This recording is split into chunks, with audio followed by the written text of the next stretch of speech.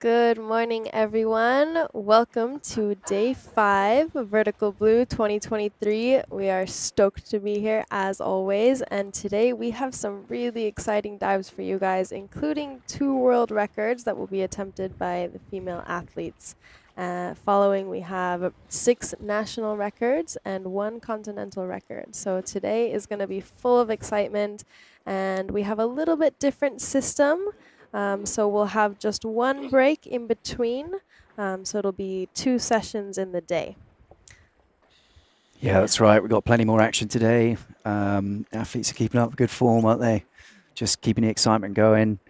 2 world records, which is good for my tally. So where are we at?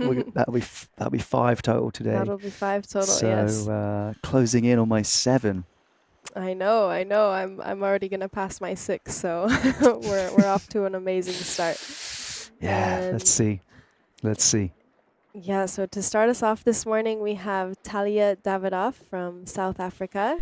She has just warmed up to the line. Here we have our spread of the first session of day 1. So a couple more divers than we've been seeing per session, but that's just because we have 1 less break. And so Talia will be kicking us off with bifins, which is also a continental record attempt. Yeah, good lineup. It's a bit of a longer format, like you say, because we got the 2 sessions today. So yeah, it's good. Yeah, but I'm super excited to see the efforts of these women today. They're definitely been showing some insane depths, and yeah, to have 2 world records be completed in 1 day would be amazing. Yeah, I told you the girls are always raising the bar. It's always good to watch. I know you did.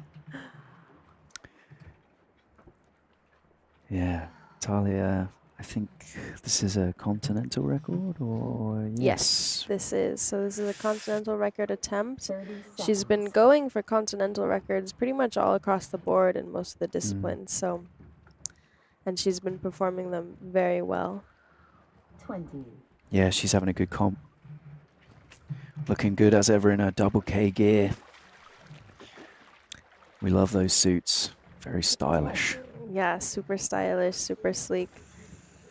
And there we have Jay stepping away from Talia on the line as she's approaching her official top. Plus 1, 2, 3, 4, 5, 6, 7, 8, 9, 10. Just rolling over. And down she goes. Great streamline position there. Yeah, super streamlined. Pretty speedy way down. And look at the visibility. It's pretty good this morning. Finally. Yes. Finally it's clearing up. Now you can see the arches around the edge of the blue hole. Yeah, so that one shelf that we just passed is about 16 meters, just to have some reference for the viewers. You'll be seeing that more and more throughout the competition. So if we don't have the depth gauge or anything, you can kind of know based on reference. That. Yeah. Exactly. Yeah. Okay. And so we're about mid tide right now, so that wouldn't change too much. Speedy descent. Yeah, super speedy. She's not hanging around. Still having that mouth covered with her fingers, making sure that none of that air escapes. Yeah, a few athletes do this. She's known for it, but I've never tried it myself, actually. I wonder if maybe I could improve my own diving and start copying these guys. Yeah. I did try it a couple times, actually, but mainly because I was so cold. There was a time we were diving in the cenotes, Baja. No, we went to Baja. And we were diving in about 15 degrees of water, that's Celsius, and I was frozen by like my 4th dive, and by the end of it, I realized that my lip seal just wouldn't hold even from the surface. Yeah. So I was expelling all of my air, and it was becoming super difficult to equalize. So then I did the little like mouth fill cover technique, and it worked like a charm. There you go. Nice. She's just bringing her arms up now, getting into arrow. Yeah, she looks really strong. Right, super steady, huh? Nice, really good ascent, controlled. Feels a little slower than the descent maybe, but in a controlled way, you know. Yes, very. You know, she's with the first safety. You can see how the safeties dive a little bit below the athlete. That's so they can easily get to them if they need issue. They wouldn't have to stop their dive, essentially flip around and then dive back down to meet the safety diver, to meet the athlete, sorry. Yeah, just taking that free buoyancy ride up. Yeah, great dive. Look at, she's grabbing super high on the line. She looked at both the judges there. Yes, she was like, I won't mess this There's up. the I got tag. this.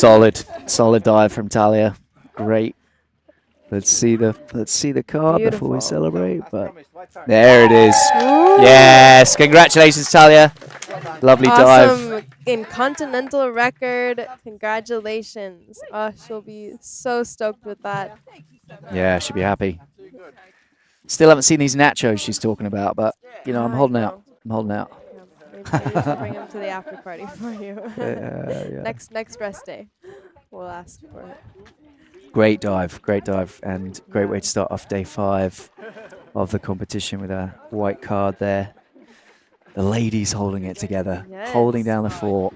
Kicking off day 5 with white card, continental record. What more could you ask for? Beautiful, beautiful job, Talia. Congratulations. Yeah, great dive. Okay, so that was to 73 meters. So per usual, we're going down in depth or less in depth. That's how we've been going with all of the sessions. The deepest dive in the beginning, and then we work our way down to the shallowest. And then the middle session usually deepest, and the following session the shallower dives. Today will be basically the same setup. Also today we have some pretty impressive CNF diving coming your way. Yeah, no kidding. Kate's going to give us a masterclass. She is, yes, so that'll be super exciting. That's right, just looking at my phone. Trying to get these results.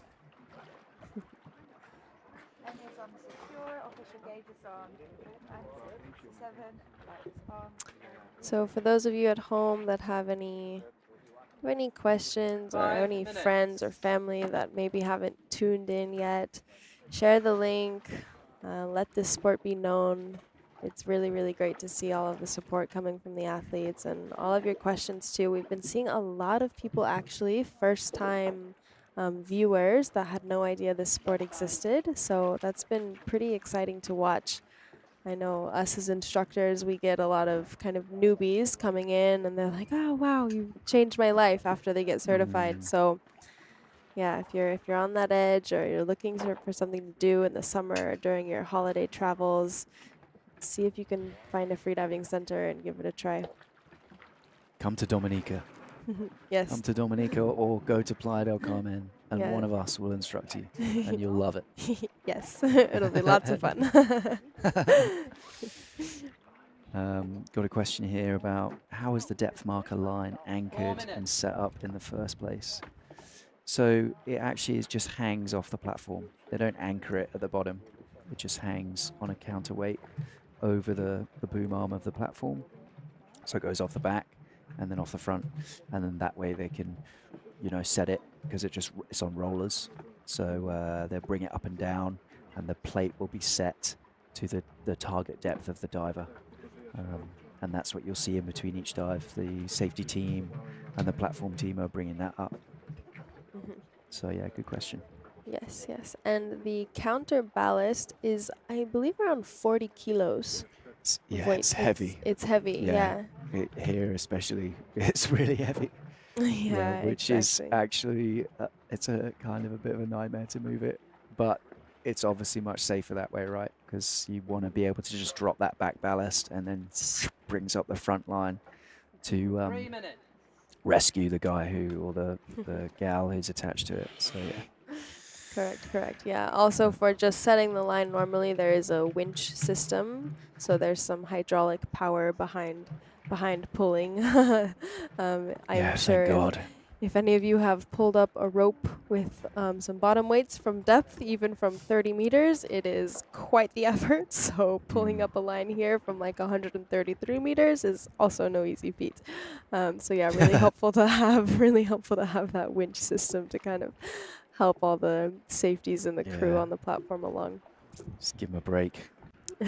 Yes. Yeah, I've yes, got a yes. rule in my classes actually. If you set the PB for the day, so that you set the line deepest, you've got to bring it up. Ah, that's a good rule. Oh, I'm gonna start implementing that. I'm gonna Yeah. steal that from you. There you go. Yeah, Unless they're yeah. very tired, obviously I'll do it. Mhm. You know. Right, to right, official right. top. Yeah. And sometimes if you feel like not going to the gym, you can be like, I'll pull the line up. Yeah. That's my gym workout for the Yeah, day. good workout for the guns. Definitely is, yeah. Exactly. Yeah. Okay, so we have our next diver. Uh, Shout out to Dahab Freedivers who just tuned in. Awesome. Great to have you guys. awesome. So good to see fellow freedivers 1 minute 30 tuning in. seconds. And shout out to Belinda Duplessis, who is supporting Talia from back home, I believe, from South Africa. Awesome. Love to see it.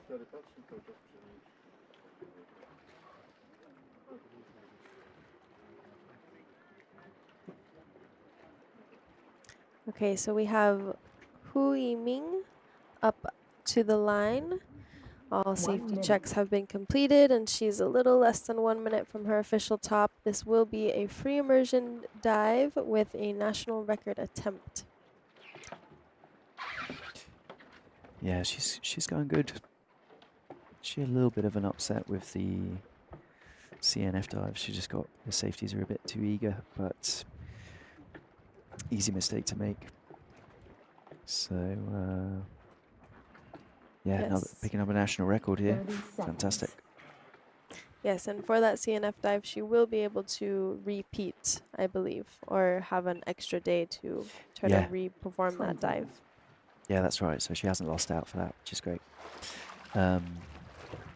Good time to mention as well that Hui Ming and all of the athletes with her from Taipei that are traveling together 5, 4, are hosting 2, a 1. deep week with Official Adam top Stern. +1, Ah, 2, yes. 3, 18th to the 4, 25th of November. 5, There are still some spots 6, available. They, 7, of course, will 8, be the instructors, along with Adam, and Alexei Molchanov is also going there. So, yeah, it's on. Do you want to try and pronounce that? Shaolikui Island.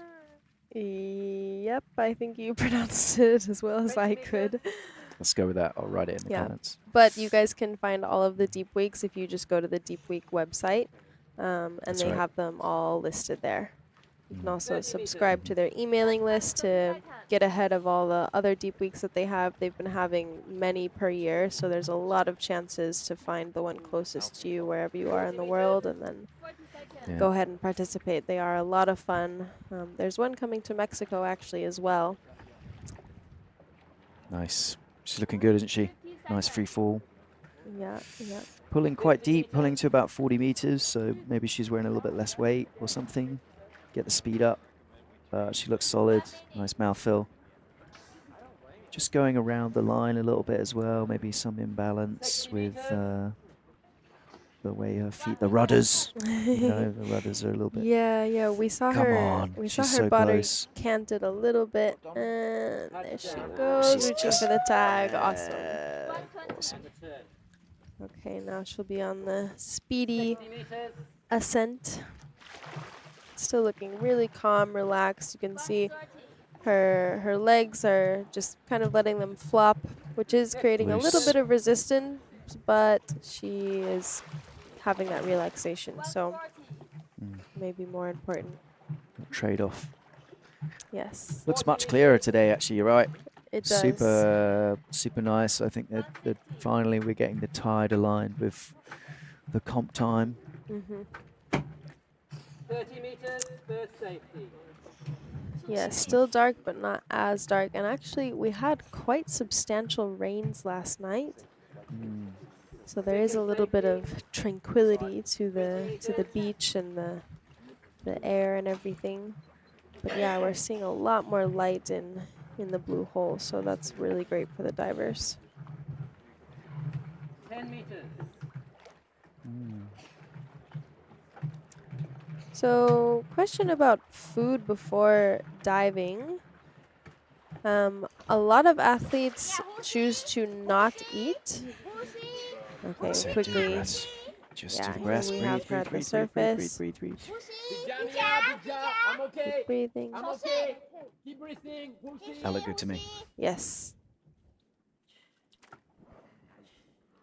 Yeah, so for me, I think, you know, she looked like she was slowing it down right at the end, and it looked like she was kind of pushing the EQ. Yes. And that can be really unrelaxing. Exactly. It can be Right, very and- stressful. Yes. Yeah, super stressful. There it is, white card, Ooh, national record. awesome. Congratulations, Hu. Super, super good dive. Yeah, great dive. Great Yeah, dive. A little she- bit faster than she called as well, so yeah, Mhm. good. Yeah, she did also have a good fight at the end, but yeah, great coaching. She breathed through, and as soon as she removed that nose clip, you could see her breathing got even more better, and her hypoxia started leaving, which, like we've been saying, the nose clip is so essential to remove because your brain wants you to breathe from your nose first. So, That's it. yeah, Get the air as into the nose soon as and- she did that, yeah. boom. Yeah. Nah, fantastic. Yeah, Great dive for her. yeah, She'll really. be super stoked with that. Really good dive, yeah. So as I was saying, guys, about food before diving, a lot of athletes' preference is to not eat anything before a dive because it can cause some kind of indigestion, or it's just you feel full and it's a little bit uncomfortable. However, if you are doing a super deep dive or you're diving later in the day, it could be recommendable to have something with like healthy carbs, maybe like oatmeal. A lot of athletes have, just to have that brain function happening better. You want some glucose, which can help a little bit with symptoms of like narcosis, even if you have your brain functioning to the fullest. As we know, our brain lives off of the glucose that we get from our food, so that can play a pretty essential part. But yeah, Yeah. it kind of depends on divers' preferences. You definitely don't want to be eating like, you know, bacon, 5 minutes. Yeah. fried eggs. and Yeah, stuff, exactly, like, or like a burger a steak. before or something. Yeah, exactly. Yeah. Yeah, it's better to Some- eat protein after your dive as well. That's it. Yeah. Yeah, Totally, to totally. recover. And some people, like you say, want a bit of food, something easy to digest, and then other people just happy to fast. So Yes. Okay, guys, we're gonna head over to the beach for an interview with Talia. I know this is definitely not vegan. Hey guys, it's Francesca back here at the beach with Talia Davidoff. Just set a continental record, 73 meters, constant weight bifins. Correct. But we're counting as it constant weight? It shouldn't have been. It should have been All right. bifins. All right, it's bifins. We're just mixing up the signs here. Okay. Yeah, no, it was a bifins dive. Really easy dive for me today. I just wanted to get something solid in. I think I've put my bifins on twice since getting here. So actually pretty much since Vertical Blue last year. So just happy to bang that one out. First dive of the morning. The safety is a cracking jokes.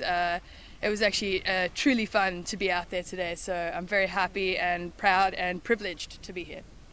And it's a vibe, right? When you've got that good feeling. We had a double rainbow this morning. You got to have good music. Listen, people get stressed out and they try and zen out, and I'm just like, you got to just really just get on here and twerk on the beach, and it's going to be a good day. So, do you have a preferred or a favorite discipline?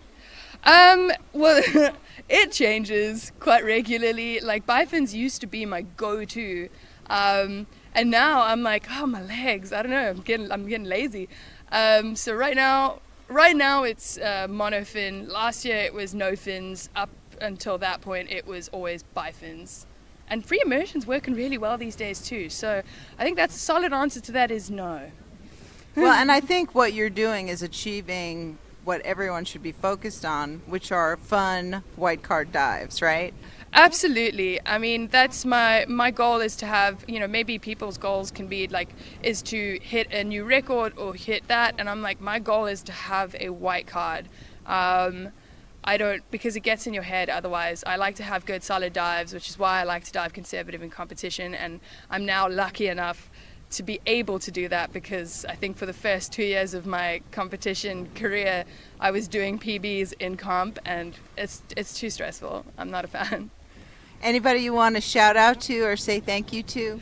Obviously, everyone who's been supporting me back home, my sponsors Double K and Artemis Arts, and then, of course, my Alice in Portland. I miss you. I sent you your birthday present yesterday. If it's not going to arrive at the house, it's at the gym. Okay.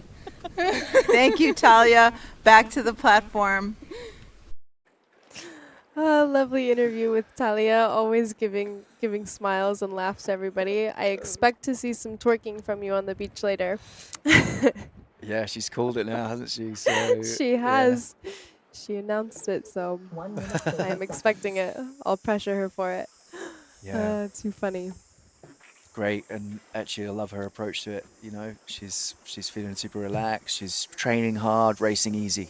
It's Yes. like doing a bit bigger dives maybe in training, and then having nice easy dives during a competition, getting those white cards, keeping the board clean. Exactly. Which actually, when you think about it, most other sports are kind of structured in that way. You do all the preparation before the big competition. So during the competition, you just kind of have it under your belt. You have it made already for you. Yeah. Whereas Yeah. in freediving, you do see kind of a big difference in that, whereas people go for the records and for their PBs in the competition atmosphere. Something kind of interesting to think about. Obviously, there are all the athletes that train within their limits and then dive within their limits in a competition, but it is personal preference at the end of the day. I think maybe a little bit of that is that in freediving, you get the kudos for posting the deep dives, right? And they only get recorded when you're in comp. Whereas in other sports, you're maybe competing against another individual. So True. you just have to beat them, not do your best. I mean, probably you have to do your best to beat them, right? But Right. I don't know. It's not Yeah. like you have to post your absolute best in competition. So sometimes maybe divers feel pressure to do that. Yes.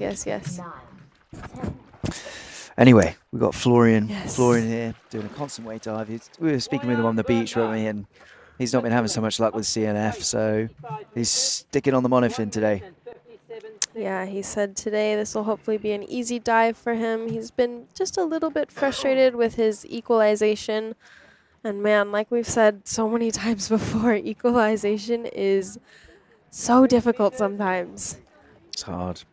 It's a technique that is also reliant on your relaxation. So if you're feeling some nerves or you're not feeling as relaxed as usual, then it's not going to work, But he looks solid, doesn't he? Beautiful technique. Yeah, he does. Nice free fall. Great streamlining position. Yeah, he does really have the perfect free fall position. Honestly, Super relaxed. Yeah. Look at that. And he has the knee bend, but very slight, and the monofin is perfectly parallel with the dive line. You can see he's going at a very nice speed because his lanyard is dragging behind him. Oh, and an early turn. Oh, so we spoke close. too soon. Darn. I feel, shame. He looked so good, didn't he? I know, so good. Yeah, something with the ears. Yeah, just not sticking, is it? No, Yeah, but he's got the technique. He's got the he does. skill. Beautiful. Absolutely impressive, and it's interesting because in the Diveye, it is hard to see exactly how fast the athletes are going. Yeah. Once they get to the 16-meter mark, you can kind of see against the wall we have here, but comparing it to the safeties, which are roughly going 1 meter per second on the on the way up, but yeah, he was a rocket ship He's rapid. going Yeah, through. honestly. He wasn't hanging around, was he? Yeah, But that's yeah. good. I mean, good for you guys to see back home as well. You see the difference now in between the power that you can get from the monofin versus the bifins. And Yes. the safeties are wearing some of the best bifins you can get on the market. So, 7 minutes. and they're long. So, yeah, you really get that extra power, don't you, with the monofin? And that's why you see the dives a lot deeper, eh? Yes, yes. Do you So, know what stiffness the safety's blades are? It's a custom blade from Chetma, and it basically sits somewhere in between soft to medium. But Okay. it's not. So I used to have mantras, and they were medium stiffness. And these edges that they have now are supposedly soft, but they put a little extra carbon in by the foot pocket so that Okay. it's stiffer for competition safety, I guess. Right, right. So it sits somewhere in between a soft and a medium blade. Okay, interesting. Very interesting, yeah. And we see a lot of the athletes here that are competing in bifins specifically using more of a softer fin a lot of times because the dives tend to be so long. If you have a medium fin, you can get a little bit more lactic on the way up because you're taking more muscle effort to push the fins, whereas soft fins you may get the slightest bit less push from them. However, your legs get a little bit less tired. So kind of interesting all the different components that go into it, and just the slight change of a stiffness of a fin, how it can totally change your dive. Yeah, and it's technique as well, right? It's personal preference. So it's like sometimes some divers, like Wani here, he's got a very stiff blade. He's very strong. You know, he's got a very strong base and trunk, and you know, his mono kick technique isn't this flutter kick. It's more of a wider amplitude, powerful stroke, and for him that works great. But then if you want to have that faster flutter kick, it pays to have a softer blade, right? So it's just kind of what you want, you know. Yeah, so much it goes into it, actually. Also, freediving is misleading, isn't it? Because once you start buying all this equipment, Jesus Christ. Yes. Very, take out very much so. Take a loan out. Yes. It's funny too also because when you go training freediving, yes, you do have less equipment than scuba generally, but a lot of times we end up bringing like toys with us, like scooters or multiple fins to test them out. Like one day we might want to train monofin, no fins, and bifins, so we just bring everything, the different lanyards. So then at the end of the day, you're like, well, I thought I had less equipment, but in reality, I have so much. Masks, snorkels, different nose clips, different suits for different disciplines and different temperatures. It gets you have a pretty full wardrobe by the end of it. Yes, exactly. And I mean, it's at the end of the day, you can choose to not have any of it and be a super simple, methodic, amazing freediver nonetheless. But the technology advancements in the equipment makes it such a craving, I guess, for us. We're like, we have to have the new stuff. We have to try out the new Diveye. Yes. Yeah. Will Trubridge just swim cap and a wetsuit. He's done, isn't he? Yep. Yeah, and he also chooses to wear the Speedo kind of nose clip. Like more of a pool swimming nose clip. Yeah, I don't like clutter so much. I would probably like it more if I just had less stuff. Yeah, me as well. So here he is, Wani, picking up another national record, breaking his own for the third time in this competition. Yes, he just keeps doing kind of PBs for himself as far as records go, and yeah, he's been looking amazing so far this competition. We've also had some very interesting conversations with him, both in the booth and on the beach, and as well as in private with the group of freedivers regarding certain medical procedures and developments and testing that they're doing. So Yeah, it was a really interesting talk that him and Bizu did the other day about squeezing and the research that they're doing into that field, because there's not really a lot known about it, but you can guarantee the medical team who are here right now are probably at the forefront of stuff, you know, with regard to lung squeezes and pulmonary edema within freediving, like specific to freediving. And they bring a lot of medical knowledge with them. Yes. So Yes. that was really interesting to hear that stuff.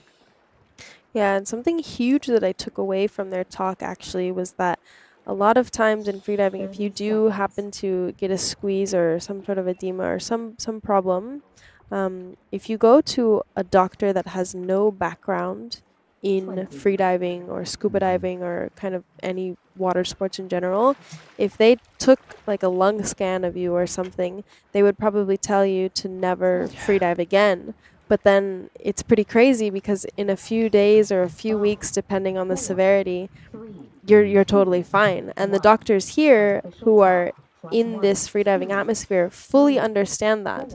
So even if you do have an injury like that, you're totally fine to continue to freediving as long as you're fully healed. But it is very interesting that just the slightest bit more of understanding can totally change your they medical understand approach. the blood shift, right? That you get when you're diving. They understand that the lungs are getting expunged with all this fluid, so they don't look like this hollow airspace. And they understand that. Whereas if you went to a regular doctor, they'd be like, "Oh my God, your lungs are full of fluid. Like you're in big trouble." Yes. So Yes. yeah. That actually happened to Talia. She was misdiagnosed by doctors when they did a few scans of her lungs, and they told her that she would never be able to freedive again. And I think even they gave her a diagnosis more severe. I have to double check with her. And so she was super disappointed and kind of at a lower point in her life when she got that news, but then she went to the correct doctors that actually knew about freediving and got rechecked, and they found that everything was fine and that she was totally healed. So it's pretty crazy stories that we can get. That's it, isn't it? People know and people don't. But anyway, Yanni here is doing good. He's got to the bottom plate, and you see his strong kicks, like I was talking about. He's got actually more of a flutter action here on the way up, but he's a very strong man, so he can have that stiffer blade and Wani flex it a lot. He's been improving day by day. Come on, Yanni. That's it. About 20-meter mark now. You can see the edge of the blue hole. Vamos Peru, vamos Wani. Yeah, he's using the buoyancy now. Solid. We stick the landing. Breathe. Okay, nose clip, Wani. Nose clip, look at the judge. Say I'm okay. Say I'm okay. Okay.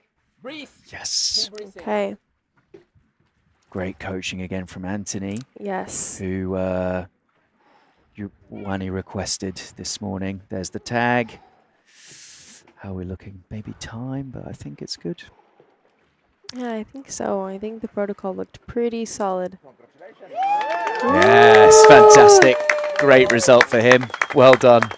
Well done. Felicidades. Super good. lindo buceo de Juani de Peru. Record nacional. Fast dive as well. Yes. He wasn't hanging around. That's under 2 minutes for 65 meters. Yeah, he could probably slow down a little bit, I think, but he's got it, hasn't he? He's got the power, so it doesn't matter. Yeah. He performed that very, very nicely, and I love so much his neck weight. Perfect. The Peruvian I love it. neck weight. It adds such a pizzazz to his whole fit. He's a patriot. Yes. Well, congratulations, Wani. Really, really beautiful. And man, he has been crushing it over the competition. Yeah. Really, it's really great to good see, isn't it? dives. Yeah, he's not slowing down. He's building his momentum nicely. He's got what, 3 more dives left. I expect we might see some bifins now, or he might just continue this great run of form he's having with the monofin. Yeah, I don't know. It's hard to say. Maybe he's choosing to do first 3 dives mono and then the last 3 bifins. But I know he does enjoy monofin a lot, so... The most, yeah. And he's done more in training, hasn't he? Yes. So his PBs Yes, he higher has. than this. So Yes. yeah, very good. Yes, they're on the forefront. Congrats, Winnie. Well done. Yes, awesome. So far, all of the records for today have been set. We've had the continental record, we've had the first national record, and this is the 3rd record overall, but the 2nd national record of today. So really, really impressive. White cards. Good job, cards you all guys. around. Good job. Good job. That's what we like. Finally settling in. Yeah, so another thing that I took away from the talk he was having about the lung squeeze stuff is that, you know, a lot of the science behind it is that it's a mechanical problem, right? So it's a pressure thing. So if you are having a squeeze, or you've had a squeeze when you're freediving, they encourage you to do like high pressure. Like if you're in trouble and you can't get the medical care that you need, because what they would do is they'd usually put you on CPAP or DIPAP, which is positive pressure. A pressurized oxygenation method, yeah. Right, so they're basically forcing air into your lungs at higher pressure, and it's causing that area to expand, and then that kind of helps to get rid of the squeeze or whatever. And they were saying, like, you can kind of use this to heal yourself. You know, if you're far away from medical care and you can't get the attention you need, you can do this like positive pressure techniques, and that's sort of like almost like a hook breath, isn't it? You're like breathing in and really expanding the chest and then holding it in and stuff like that. Yeah. Yes. Just like reinflating that zone. Yeah, getting all those alveoli in your lungs inflated to the max, kind of getting rid of any of the squeeze symptoms and whatnot. Yeah, very interesting science. Super good talk, and actually we should probably share it. I think Bizu would be very happy with that if we could find a way to share that link for his talk. It's on YouTube. Yes. Maybe we can put a link in, and then Wani has some stuff as well. So if you're interested, maybe let us know. And we can definitely share that for you guys. And if any of you have any other doctor friends or tips or want to get involved in a study or something, reach out to the freediving community, whoever you know that's part of it, and they'll probably know somebody that knows somebody, or we can get this sport developed a little bit more in the scientific world. Yeah, we just need more data. Exactly. Always more data. Give us the information. 2 minutes to official top. Yes. Okay, so we have Marine Simonis.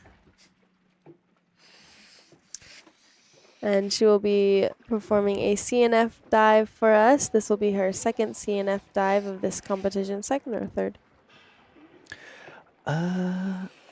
Second. Second. Did she? No, she did a monofin dive as well. Yes. She's done. So this is her 2nd CNF, correct? Yes, correct. But yeah, 1 she minute, did a 30 clean seconds. 59, I think. Yes. Yeah. I was on the beach. Or 58. You were holding the fort down for that one.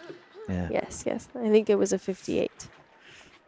Yeah. So now she's just going a little bit above that number. She was telling us this morning, she was like, I'm not sure if I want to go for the 62 or the 61. And I believe the 62 is the national record. 1 minute. She was like, I'll just keep it comfortable, keep it chill, keep a little bit of the pressure off of me for this dive. She does have flawless technique in this discipline, and she's absolutely gorgeous to watch. And the 58 that she completed a couple days ago, she was super fresh at the surface, so definitely is capable of these couple more meters added. Yeah, she's got it. She's got it for sure. She's a background of a swimmer. 30 seconds. Yes. Right. Yeah, she's got long levers. And also would like to make it clear that fries are Belgian, 20 seconds. not French. Yes, she did remind us of that today. And not to make that mistake. Yeah. 10 seconds. Yes, yes. Shout out to Alenka, of course, who would have been supporting 3, 2, Florian 1. Official this stop. morning. That's So 1, great to 2, have you here. 3, 4, 5, 6, 7, 8. Okay, and off she goes. Simone, Yeah. concentrate, no fins. She had a 61 beautiful meters. entrance to the 2 water. minutes and 25 Yeah, seconds. so smooth. Lovely technique. Yes. She's got very long legs, actually, She hasn't she? is. So she gets a really she's nice leg quite kick. tall. Yeah, she's very tall. I think she's taller than me. Yes. She's 6'2" or something. 6 foot, maybe. I don't know. Don't take that. It's an unknown statistic. Got a question here about reasons for early turns. I mean, other than EQ, you know, if you're getting contractions early, you know, that's a good signal to turn around. If you're just getting bad sensations, or, you know, maybe mentally you're having too many thoughts or not good sensations, right, you might turn around, because otherwise you can get in trouble. Maybe you can do the dive and you're equalizing, but if you're not relaxed and you're not feeling good, I think Pepe might attest to this with his recent dive. You know, he was saying something along those lines. You know, he's got the skill, right? We know he can do it. Exactly. So he equalized all the way to 106 meters, but he yeah, just wasn't mentally- feeling good. Mentally, he wasn't there, and then that makes a huge difference. Your brain sucks up oxygen, so it makes Yes. a big difference to your hypoxic limit. Yeah, we've been seeing a So, lot of yeah. athletes kind of experiencing that too, like as well as the dark. I mean, a lot of these dives are longer than 2 minutes, and 2 minutes to be in this kind of atmosphere, it's kind of like a sensory deprivation tank in a way. Right, So to right. be stuck in your mind so deeply, I think a lot of athletes have been not as relaxed as they would have liked to be. Sure. And then with the darkness, it just increases it. Okay. Wow, look The at those dark- strokes. The darkness closing in. Yeah, beautiful, beautiful arm strokes. You can see her Yeah. musculature in her back. Really able to pull herself through the water. Yeah, stunning technique from Marine here. She's got it, and that looks very controlled to me. Yeah, very, Yeah. very controlled. Wow. Wow. Wow. I mean- Super clean. Looked like she went for a walk around the park. Oui, c'est super. Look at that smile. Huge smile with the tag. Yes, lovely. Fantastic dive from her. You can see how happy she is. Wow. Amazing. Congratulations. This is the cleanest morning we've Yes, it is. had. It's Sarah, we're finally having a turn in the Yes. tide. exactly so phenomenal And- so far. Like you were talking about, we've seen the water is way clearer. Yes. You know, and Yes. maybe that is the difference. That is a huge factor, you know, when it's just On- nicer, isn't it, to dive in those conditions rather than in the black. Yes. Right. Yes. It's so true that even if you have the strongest mental game and you know that you've got every single dive, if you're just in darkness, there's something about it that just changes your mentality. I mean, Yeah.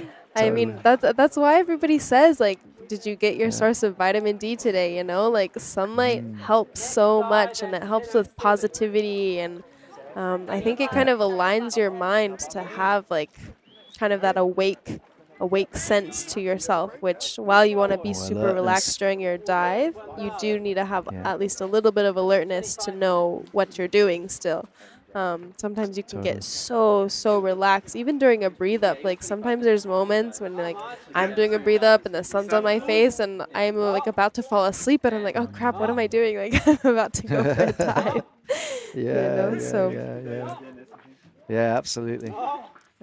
Yeah, look at that beautiful protocol. She even did a she's fancy stuck. little hand switch Yeah. there. swung round, didn't she? Yeah. Yes. Nah, she'll be ecstatic with that, I think. Great result for her. Yes. Really, And, really beautiful. This is her second VB, I think. Yes, Yeah. correct. She was here last year.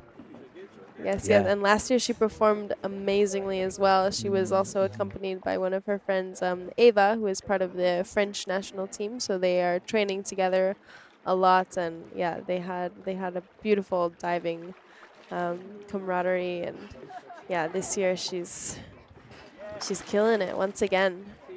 Crushing it. Yeah, fantastic. Great There you dive. go. I think maybe she might want to do more now. I think she Yeah. has plenty more meters within her. I mean, it looked like her equalization was going well. Yeah. Love it.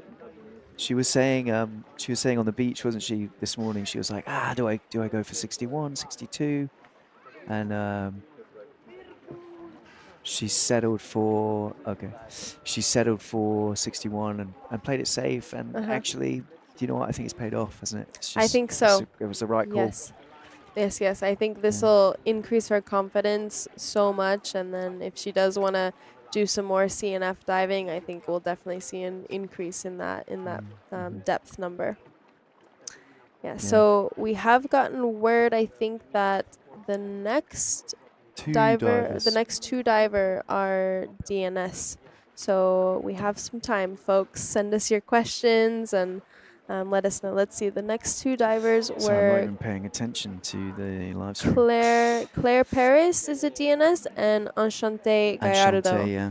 So two of the U.S. athletes, one of which was going to be constant weight bifins, and then Enchanté with a CNF dive, both actually to 60 meters. So they'll be DNS, and then we'll pick it up from Vanessa Estol from Uruguay, who has also been performing absolutely exceptionally.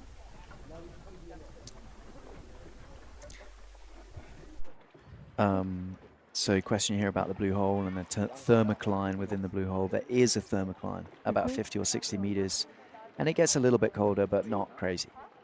It's not like in the Mediterranean where it drops like 10 degrees or something like that. It's a few degrees. Yes. But enough that you'd feel it. Yeah. Yes, exactly. And actually something very interesting about the blue hole, the temperature changes quite drastically, at least 2 to 3 degrees sometimes. During the highest tide moment, or as the tide's coming in, it's bringing in all of that warm, shallow Bohemian water in.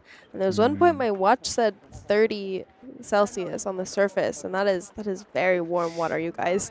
It's and too then warm, honestly. It's hot. Yeah, exactly. Like, Yeah, and then during the low tide period, my watch said 28. So there was a 2 degree change. Okay, so now we're going to head over to the beach, you guys. We have another interview. Hey everyone, it's Francesca back here at the beach at Dean's Blue Hole. And I'm here with what will end up being potentially the most popular guy at Vertical Blue 2023, Anthony Fieltis.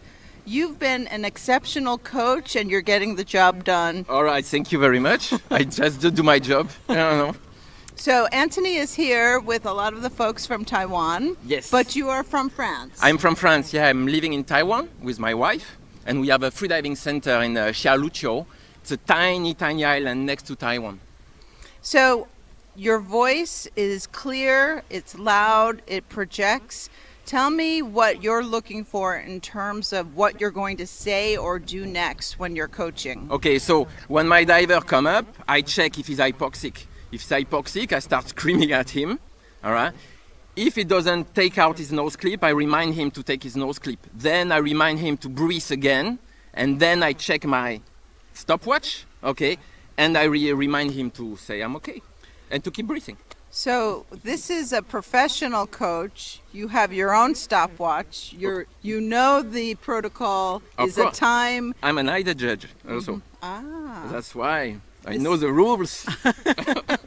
So let's talk about the rules. Sometimes people are confused about what is and what isn't a rule. Let's talk about the surface protocol. Okay. So you have 15 seconds, okay, to do this surface protocol, which is you remove your facial equipment and the 15 seconds start. Okay. Then you need the 15 seconds start when you. Oh, I don't remember. No. I'm confused now. He's hypoxic. Actually, I'm confused. there Yeah. are two different ways that the surface protocol starts. If you're wearing a mask or you're wearing goggles and a nose clip and they are on your face when you break the surface, it's when your airway breaks the surface that the 15 Surface seconds starts. starts. But if you remove your nose clip and your Before. goggles underneath, and that's all you're wearing, and you break the surface with nothing on your face, the 15 seconds actually does not start until you give the okay sign. Now, this might seem strange and unusual, but hey, it's freediving, right? Yeah. And so that's it. So Yeah. within the 15 seconds, You remove your facial equipment, okay? You show okay sign, and you say I'm okay, and you need to look the judge. and you need to do it in that order. Yeah, that's very important. And you need to wait 30 seconds and not blacking out during these 30 seconds until they give you the white card. And somewhere in there, what the judges should be doing is asking you if you have a tag. Yes, exactly. So the tag is proof that you've been to your target depth. The surface protocol is evidence that you're clear and you're within your limits. Sometimes coaching, there are many dives that are coachable.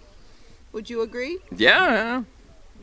Sometimes they don't need a coach actually. They are so clear and so they don't need me to remind them anything. They just do by themselves. So Anthony, tell us again the name of your freediving center in Taiwan. Okay, it's VD Freediving. It's go Vertical Dreamers Freediving in Xiaoluqiu. And big love to all my Taiwanese friends. Okay, maybe say a little shout out in anybody you want to mention back home. Back home, my mom, of course. Big shout out to my mom. And all my instructor, Mike, Juanchi. Oh, there is so many people, I would like to... So everybody, okay, all my friends. Yeah. Thank you for being here, Anthony. You're welcome. I was so stressed, being interviewed is even worse than being coached. It's okay. Oh my God. Don't black out. Thank you very much. Thanks, everybody. Bye-bye. And just so you know, in terms of why we have a little extra time, we had 2 DNSs. Enchantée gave us advance notification she was not going to be diving today, so she's going to save and recover and rest. And then Claire Paris, unfortunately, has a little bit of an ear issue, so she is also DNS, but there will be much more diving to come, so stay tuned. And don't forget, please go into the live stream chat and or the description of the live stream on YouTube and make a donation to support our friend Jon Fane, who's recovering from a very serious spinal injury. All the donations really go a long way, and we really appreciate your support. Awesome, Francesca. Thank you so much for that interview. And thank you, Antonio. Amazing coaching. And it is so interesting to hear from a very experienced coach what exactly his kind of rhythm is and what he sees from the athletes. And as we've been saying most of the time, that a good coach knows when to actually coach and when to step back and let the athletes perform. So yeah, super interesting information from him, and yeah, he's been performing exceptionally well. Also, we've had a couple questions in the comments, pretty interesting. One about contractions and then the other about the breath hold before the dive. I'll cover the breath hold first. So the athletes are given their official top time. After this top time is called, they have 30 seconds to submerge their airways, and we've been seeing some of the athletes will be laying face up or sitting up And then as soon as they put their face in the water, there will be a couple of seconds of pause before they actually initiate their duck dive or before they start pulling or kicking down. And this moment for most athletes is just like, okay, I'm here, I'm in the water, I'm gonna relax. They kind of like set their stomach comfortable, their diaphragm, make sure they're feeling good, but all within like 2 seconds max usually, and then they begin their dive. But it's kind of just like a pre-body scan, checking that they feel good for the dive, kind of resetting their mentality. We had mentioned a couple times that if you do lay face up and the sun is on your face and then you flip into the water, that can kind of be like a shock, like wake up factor. So having those few seconds at the surface just to like get used to that quickly, then begin your dive, can make your relaxation a lot more comfortable throughout your journey to the depths. Okay, and then the second question we had was about contractions and in regards to blacking out, but as some of the people had answered in the comments that the contractions don't necessarily mean you're going to have a blackout. It's basically just your body's way of signaling your brain that it would like to breathe. And this can be extended by the CO2 tolerance that you build up as you train in apnea, in freediving. So the longer breath holds you do, the more accustomed your body comes to the CO2 buildup, and therefore your contractions or your body's signal that it wants to breathe will be postponed. A lot of the static performers that we have, like Mr. 10 Minutes, and we have so many amazing athletes that can do a static of around 8 to 11 minutes, which is exceptional. These guys are training a lot their CO2 tolerance in order to have a more comfortable static breath hold, because holding your breath for that long can be pretty boring and sometimes uncomfortable. Also, during a lot of these dives, we've seen some of the athletes' diaphragms kind of making like a hiccup motion, or it'll like bulge out and then be sucked into the diaphragm, and this is what you see as like a normal contraction. You can also have contractions in your throat and kind of like see it in the neck area, but it'll be shown as like a little movement. Sometimes you don't see them at all, but they are it's something you can feel very well. And these contractions come in many different forms. Sometimes athletes know when they get a certain type of contraction if they're going to make it out of the dive successfully or not. There is some athletes that have what we call an exhalation contraction, which is where they look like they're kind of like wanting to expel air as an exhale, and sometimes they do have an exhalation of bubbles, and a lot of times these contractions are super, super strong, and it's like the final signal that, okay, I need to do some recovery breaths now. But also depends for the athlete and then how much you train it. If you've ever held your breath on the couch or while watching TV or something, you can kind of experience these for yourself, but always safety if you're in water. Okay, we're gonna have another interview on the beach, you guys, with Wani. Amnesia to the event, so I'm happy with it. Great. Well, we've been loving watching you dive, mate. Another national record. That's 3 in a row now, I think. And what do you think for the rest of the tournament? Are you going to keep it going with a monofin, or maybe try some other disciplines? Maybe one more with the monofin, and then try for immersion, just for fun, just to put the flag a little bit higher, perhaps, you know. Yeah. But it's beautiful. This event is I feel like it's like a therapy for myself and for all of us. It's one more session of therapy today, you know. Perfect. Well, we love all the support that you give us. We love you with the national records, and you do so much for the sport outside of just your own free diving, because of all the knowledge that you're giving us about lung squeezing and stuff like that, and the research that you're doing there. So thank you so much. Is there anyone you want to thank, or any words to sponsors or anything like that?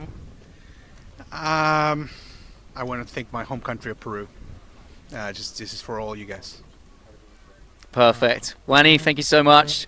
We look forward to seeing the rest of you. Cheers. Thank you, man. Awesome. Thank you so much, Wani, and thank you, Harry, for the amazing beach interviews today. I think we'll be switching off a little bit for the rest of the competition and kind of dividing our time. And wow, guys, thank you for the comments about wanting me to do a final dive for the Diveye. Actually, you can see some of my no fins in the intro video. I am playing around with a little bit of no fins. So you can catch a glimpse there. Also, you can see on my Instagram if you want to see me dive. But we'll see. We'll see if it happens. Maybe if you ask enough times. Maybe I'll do one with Harry. We can do like a simultaneous no fins dive or something. That would be kind of fun. But yeah, thank you guys for all the support.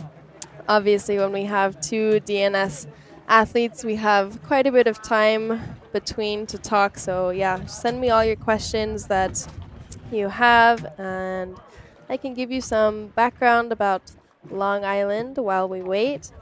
So Long Island is located in the Bahamas, and it was actually named Long Island, or adopted this name, because when Columbus was sailing through, he regarded it as the longest island, and I think it actually upset the crew a little bit because they weren't sure where they were going to have an entry point into the Bahamas as they were sailing on the windward side of the island coming in. So brief bit of history, and as many of you guys know, the Bahamas was a huge pirate activity area, so there's a lot of sunken ships around here and lots of treasure hunters that have come through, and a couple Spanish galleons, I believe, and the English ships as well. So it is very, very rich in history. I believe in Nassau there's an incredible maritime museum. I haven't personally gone, but I've had some friends that have gone and said it's amazing. So if you do fly through here and you're kind of a history bug, go check that out as well. Okay, so we're going to have another interview with you guys with Harry and Marine. Hi guys, so now I'm joined by Marine Simonis on the beach. She just did a beautiful CNF dive to 61 meters, I think, so why don't you talk us through that? I felt super relaxed today, and after the early turn in monofin, like, it felt really good to actually have a great dive and great feelings on the way down, on the way up. Like, I really just felt my hands grabbing the water, and it felt crazy good. Perfect. Yeah, nice. Great. It looks absolutely stunning, and your surface protocol was so clean, and you were smiling ear to ear, so good feelings. Yeah, like, it's easy in the comp to see all those big numbers and to feel like the tendency to go, grab those ones. But yeah, yesterday I was like, oh, I just want to have good feelings on this comp and not try to press myself or stress about it. And yeah, I'm really happy I made that choice and that I had an amazing dive. Yeah, beautiful, beautiful dive. And I think, you know, that's a good point we were kind of talking about earlier, is that maybe it's good to err on the side of caution and just build it slowly, you know, and go for those white cards and good sensations in the dives, right? Well, it depends what goal you're here for. If you want to go for a world record, to go on the podium, well, the goal is completely different and you have to accept the consequences also. Sure. My goal here is really just to have good feelings, because I felt that pressure before already, and it's not the best dives, and I just want to enjoy it. Perfect. All right, so rest of the comp, you've got a few dives left. Are we going to see some more monofin or CNF, or what's the plan? I love monofin. The only problem is the EQ. But yeah, I really love the feelings of it. I really like CNF also, obviously. But my favorite one is the monofin. But with the EQ, I think, I'm going to do a mix. Okay, see. Perfect. Well, we love having you around. It's always a pleasure. And Belgian fries or French fries? Belgian fries, people. Cool. Thank you so much, Marie. We'll see you around. Yeah. Back to you guys. Beautiful, beautiful interview as always with Marine. We saw her perform a beautiful CNF dive to 61 meters. Yeah, if you guys have been following along, you know that she's definitely been one to watch. Super, super strong female athlete here. So thank you for that interview. And as you guys heard it, Belgium fries, not French fries. Hopefully I don't start any conflict between the French and the Belgians. Yeah, thank you guys once again for all the comments. It's really helpful to be here, and we are getting closer to our next diver, Vanessa Estol. She has just gotten placed on the dive line, and she will be doing a constant weight bifins dive. That's also something else that you guys had a few comments about, is all of the acronyms. I know definitely it can be super confusing. However, as you can see on the screen, I'll do a little explanation. Right now, Vanessa has written CWT, which stands for constant weight, and then the BF is bifins. So if an athlete is doing monofin, then it would be written just CWT, because monofin encompasses the overall constant weight discipline. That's just how it's written. However, here comes the confusing part. If you announce just constant weight, just the CWT, you are allowed to use bifins.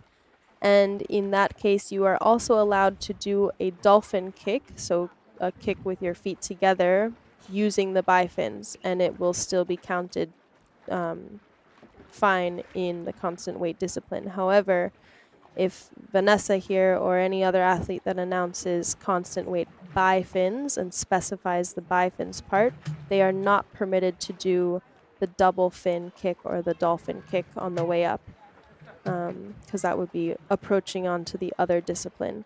And then we have free immersion, which is acronymed as FIM, and that is essentially, pulling on the line. And then CNF is the C comes from constant weight, and then no fins at the end. So essentially frog kicking down. I know it can be pretty confusing, but after a couple times, you'll hopefully get it. It gets even more confusing when you add pool competition into it, because then everything is changed to dynamic, because it's no longer constant weight. So hopefully that helps with some of the confusion that was out there. And yeah, if you have any more questions regarding the disciplines, let me know, and I'll do my best to answer them for you. 1 minute 30 seconds.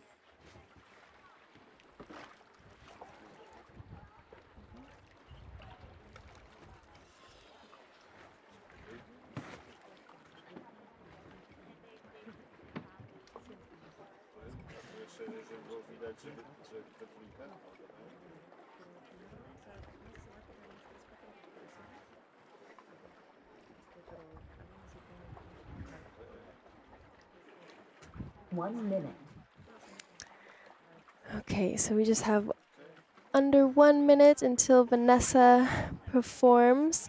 She is going for 58 meters bifins and still using a actual freediving mask with her nose covered and everything. So we've touched on before, she is having to equalize this mask. There is air spaces in it. She's not flooding it with water like the fluid goggles we've seen a lot of athletes using. And she's not using a nose clip. I'm expecting that after this competition, she'll start training a little bit more with a nose clip.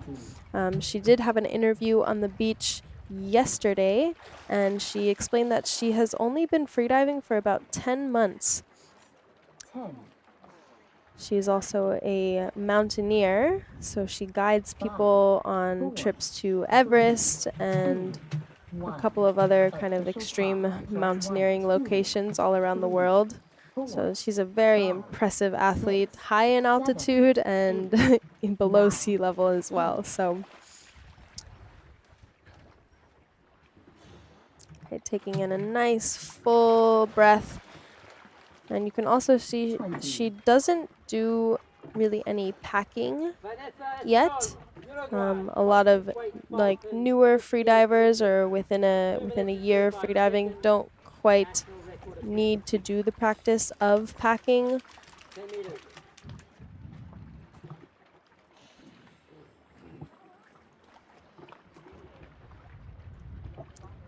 In this competition, it is not allowed to consume pure oxygen before a dive. You are allowed to consume it post-dive if you reach a certain depth level or if you have a blackout or something, because it is very helpful for recovery. However, there are competitions that you can do, like a gas mix competition, but this is not one of those competitions. Okay, looking super relaxed on the way down, having a pretty speedy free fall. You can see that lanyard is dragging behind her. You can see those pinches, and then the release is super essential because that release actually lets the air flow back into the mask to equalize the mask's pressure. So you could see every few seconds she was releasing that pinch. Really, really nice technique, Vanessa.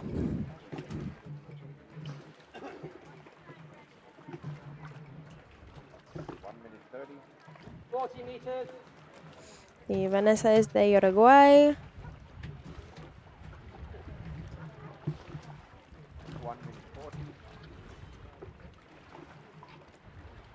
30 meters, first safety. Second safety. 1 minute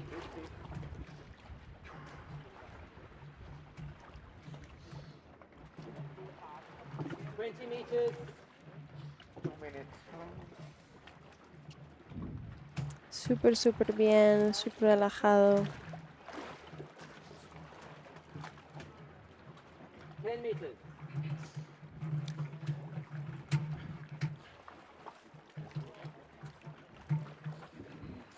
You see her reaching up, still looking very controlled, letting that buoyancy glide her up to the surface.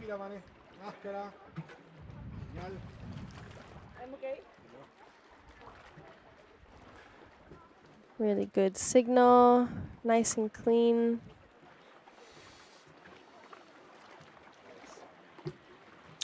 And she has the tag, place that right in her hood, nice and secure. Ay, felicidades. She has received a white card.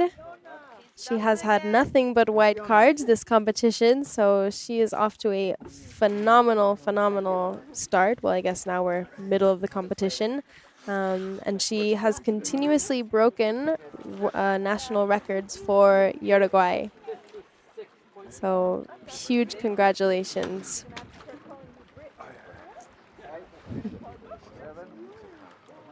Yeah, she was super fresh at the surface.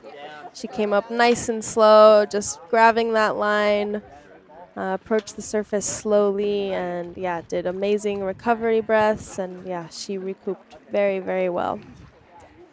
It's also something that maybe, okay, I'm also seeing that it's a PB for her. So, wow, she did a national record and a PB, so a personal best dive for Vanessa.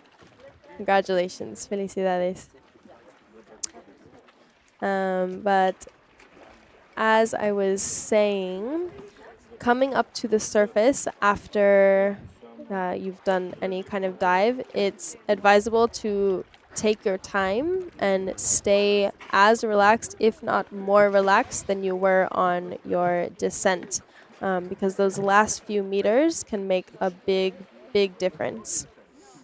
Okay, so we will have another beach interview, I believe, with one of the medics. Hey guys, so back on the beach now with Lee. Lee is part of the medical team here and provides amazing support for all the athletes. So Lee, why don't you tell us about what you've been up to, introduce yourself, give us an idea of your background, that sort of thing. My name is Lee Baker, and this is my 5th time at Vertical Blue. And my background is that I'm a respiratory therapist first, and I was a paramedic in the past, so it's a good combo to come here and take care of these divers. I come here with a fabulous team of 3 other medics that are helping take care of these divers. They're doing a wonderful job. The first day was rough but fun. It was a bit on the crazy side, but everything turned out great. And since then, I think there's a bit of a calm, and people are just finding their groove and settling in and getting their dives done, and it's been good. It's been really good. Nice. I think you're right. That first day was sort of a test day for you guys, and you really had to do your work, you know. Yeah. So good to see the athletes are settling in a bit, and maybe maybe just some comp nerves or something. So you're also helping with a lot of the research that's going on, and I would go so far as to say that you're kind of on the front edge of that in terms of free diving, right? You want to talk about that a little bit? Sure. So we have a research team here that are doing an amazing job at studying squeezes, lung squeezes. And so they're bringing tools that are very common in the healthcare field to the beach. And they are looking at ultrasounding lungs. They're using a NIOX machine to see how much nitrogen is in the air, in the breath as the diver breathes. This is all done pre-dive and then post-dive, and they're just collecting data to further the science of freediving to provide better treatment for the freedivers when they get into bad situations. So all the info that they're collecting is going to really help the freedive world and how we can treat them easier, better, and more effectively. Yeah, that's the key, isn't it? We just need more data so that we can provide better care to these athletes, because that is a danger with the sport. But the more info you guys get, the better your short and long-term care is, right? And that's what we want, is that we're here just to make sure everybody gets home safely and healthy. And so if it allows us to do better care in the future, and that's what matters, so we can take care of all the divers here. Fantastic. So are you enjoying the comp? Any nerves on your side, or are you just sort of taking in and enjoying watching them, obviously while doing your job? But oh my gosh, I'm having a great time. This is so much fun. I can't pick a better office to work in for the day. But yeah, I enjoy seeing everybody and just, whatever comes up, we manage. As far as nerves on my part, nope, I got a great team working, that we're all in it together. There's nobody more important than the other, so we just work with each other, back each other up, and we just move it forward. Get everybody off the beach in one piece. That's the goal. Amazing. Well, thank you so much, Lee. We absolutely love all the work you do, and you're a veteran, and I think that gives everyone a lot of calmness. So yeah, thank you so much. Thank you. I appreciate you. All right. All right. Have a great day. Take care. Thanks, guys. All right, back to the platform. Awesome. Thank you, Lee, for that amazing interview. Yeah, she's been working really, really hard to ensure the safety of all the athletes, and the studies they've been doing have been really, really impressive. I think we'll have some more interviews with some of the medical personnel that we have here. And yeah, for the following competitions in the future here at Vertical Blue, as well as the ones in Roatan, CAS, everywhere around the world, there's always some really great doctors on board with the medical team for the competitions for the athletes. Okay, so going back to the divers, we have Estrella.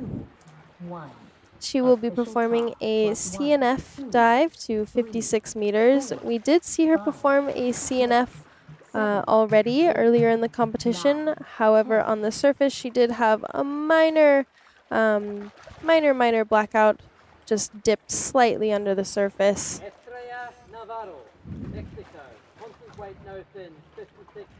So we hope that this dive goes exceptionally well for her. 10 meters.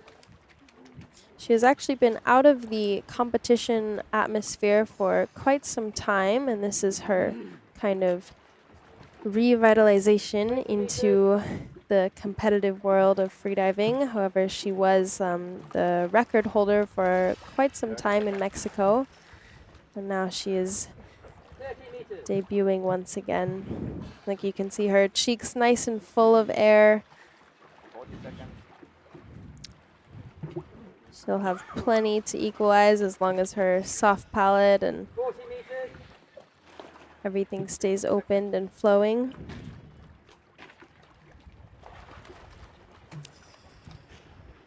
Looks like she has a pretty good descent speed. She's just now reaching the plate. There we go, touchdown. Good, okay, so if you guys can remember, on her first CNF attempt, she had a little bit of difficulty placing the tag on her wetsuit. She had like a little Velcro patch next to one of her dive computers, but it wasn't quite sticking, so she actually had a couple of seconds at the bottom plate for her last dive, and I think that expended some of her relaxation and her muscle energy. But yeah, this one she's looking still nice and calm, choosing to keep her eyes closed basically the whole duration of this dive. Nice strong arm pulls. She goes right up into that arrow and then pulls them back down. You can see she's slowing a little bit, and I believe she's wearing less of her wetsuit. Usually she has pants that are matching the top, so maybe she's in more of a legging neoprene. Because the water is quite warm, and I believe that is something that affects her.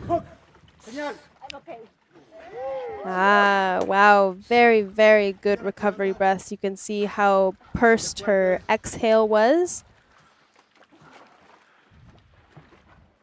Really expelling all of that CO2 and recovering as quickly as possible. And super strong signal, and there she has the tag. And it's a white card. Congratulations. Felicidades, Estrella. Super, super linda su buceo. Su buceo.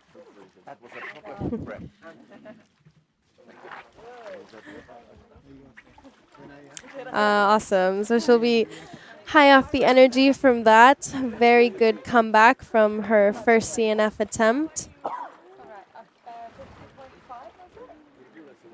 Yeah, so sometimes it takes a few competition days to really get used to the conditions and kind of see how your wetsuit is working and what buoyancy you need, what weights you're comfortable with, kind of hone in your technique, everything. So much that goes into it, but definitely paid off for Estrella.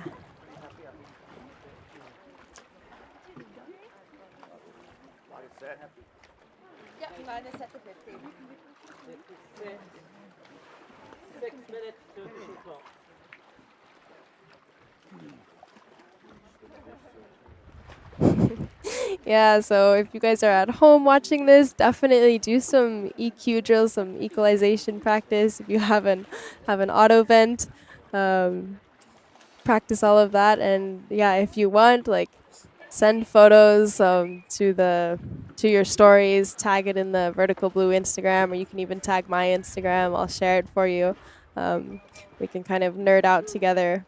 Equalization is something we're always working on. And for those of you that don't know what an auto vent is, I just mentioned it's like a balloon device connected to like a nose plug, and it was originally designed for children that would get like ear infections a lot or weren't able to drain their eustachian canals. They would get filled up with like mucus and everything. So this tool was designed as a way to clear out those tubes, and freediving has adopted that because it's also a great mechanism to work on your equalizing and your mouthfill techniques and basically everything. So if you're a freediver and you're having issues equalizing, get yourself an auto vent for sure. And that is spelt with an O, by the way, not an A.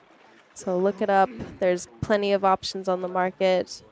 There's some more expensive, less expensive. You can even make your own. A lot of freedivers make their own. But yeah, it's an incredible tool to help you out if you're having any kind of problems at all. But yeah, send in those photos. Tag me in your stories, and I'll be happy to share them. That would be pretty funny.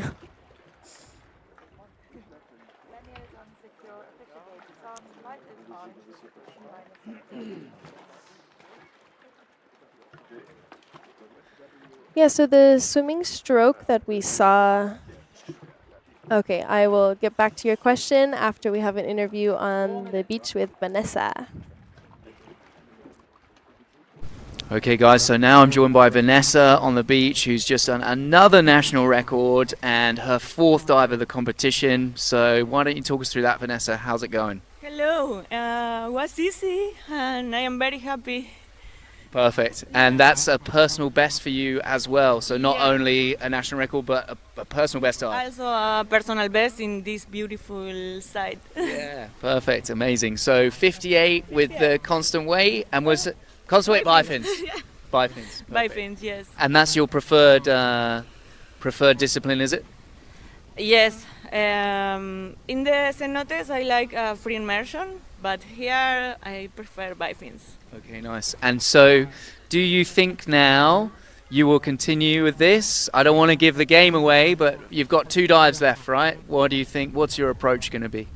I don't know, but I want to try deeper. Okay, perfect. You're unstoppable.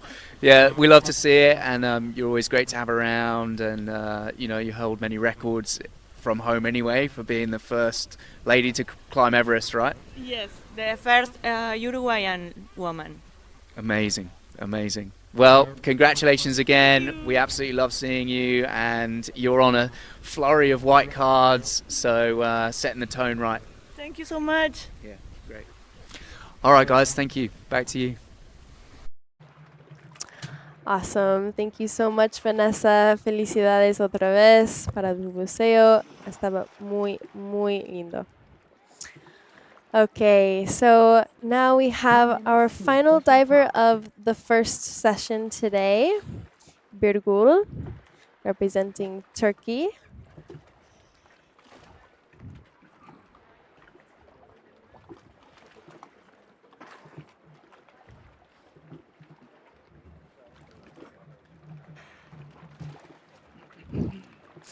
Another couple of comments, some in Spanish. Pero sí, estoy lista para todas tus bajadas y también emocionada.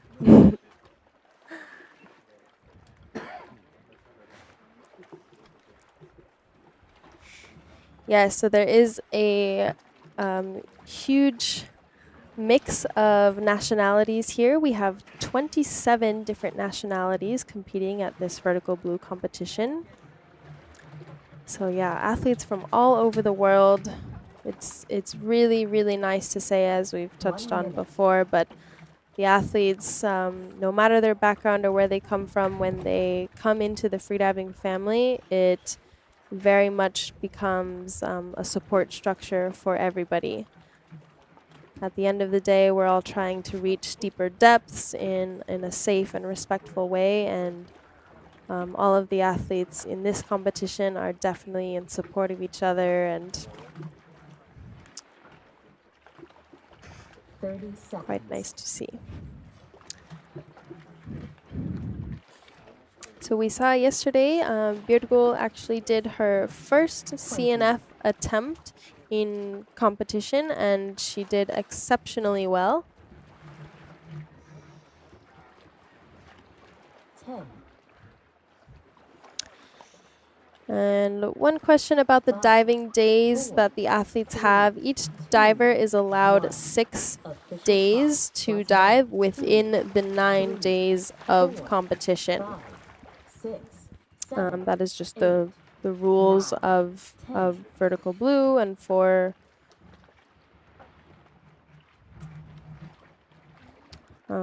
the safety of the athletes, because sometimes doing 9 days of competition is actually quite a long duration. Most other freediving competitions are usually only around 4 or 5 days. So vertical blue is the longest duration freediving competition depth that there is. So it can be quite taxing on the athletes coming up on the 3rd act.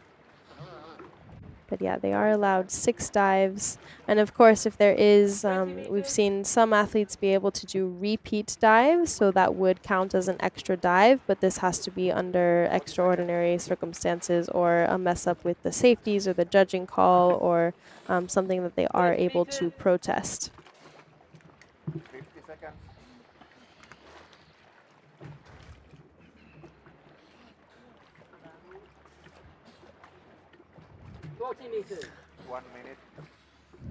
Okay, yeah, looking super, super relaxed, Birgul. You can see all of her sponsors on her wetsuit. Good, reaching that bottom plate, and now she is on her way back up. Yeah, looking really, really nice, and her form is very, very good. She doesn't practice or train this discipline as much, but she is starting to a little bit more. And yeah, you can see her glide and her kick are really pushing her through the water column, getting some nice efficiency from her pulls.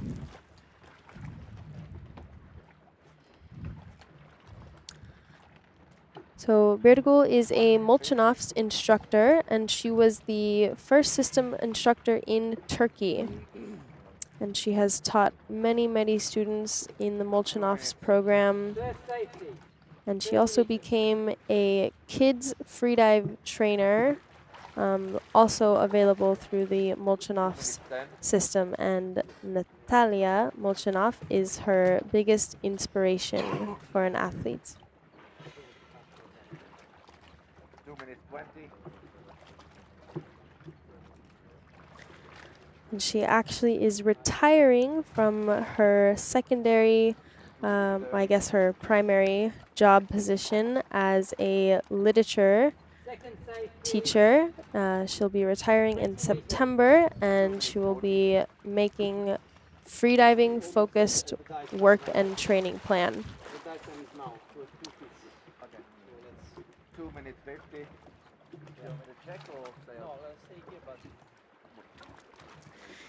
Yeah. Okay, so Birgul has had a blackout fairly deep, around 18-20 meters. Yeah, she did look like she was slowing down quite a bit coming up. She wasn't quite in the buoyancy phase, still pretty neutral or a little bit negatively buoyant. And we see the safety doing the rescue breaths. Breathe, Birgul.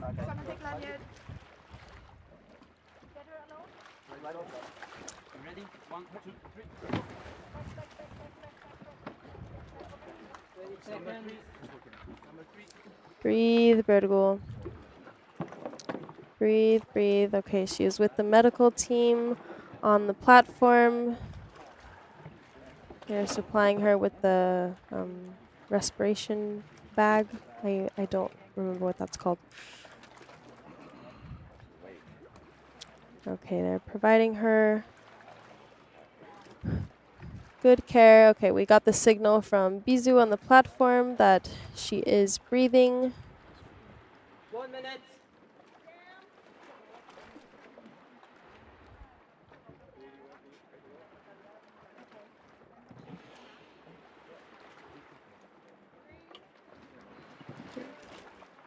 Okay, yeah, so we see, I can see her eyelashes blinking. She's waking up, and now they're putting the free-flowing oxygen on her. So yeah, she's in good care. They're having her sit up now.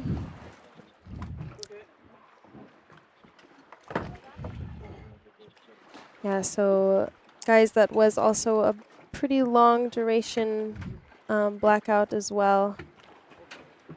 Yeah, she's a little bit emotional on the platform. Obviously, if you're not having many blackouts, which nobody wants to have, it can be pretty emotional when you wake up.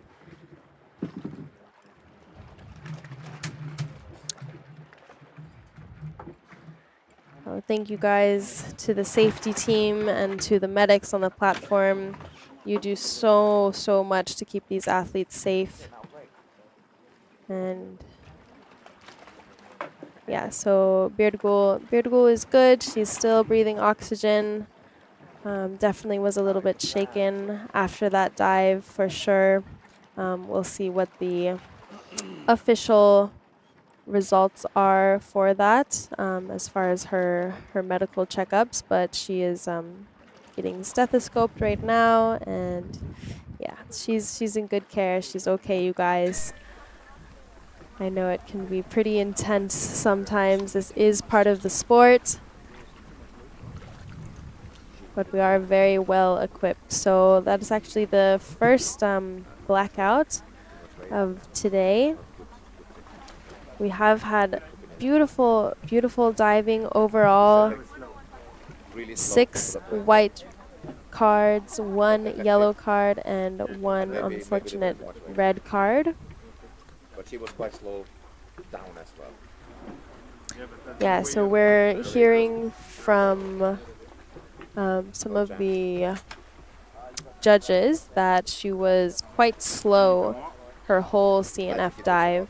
That is also something to kind of take note of, is if you are performing a newer discipline for you, then it's a little bit hard to gauge exactly your speed you need because it's something you're not quite adapted to yet. That's why starting small and going bigger is always the safest way to make your PBs and everything. However, Berto is an 80+ meter diver in many of the other disciplines. However, it does go to show that, yeah, sometimes after multiple days of competition, multiple days of training, and trying a new discipline can catch up with you in the long run. So you saw the quick little spread for our next session. We'll just have one break today. So get ready for some world record dives coming your way, starting off with Katarina, and then followed by another world record attempt by Fatima. Also some national and continental records. So stay tuned, you guys, and we'll be back with you in about 30 minutes.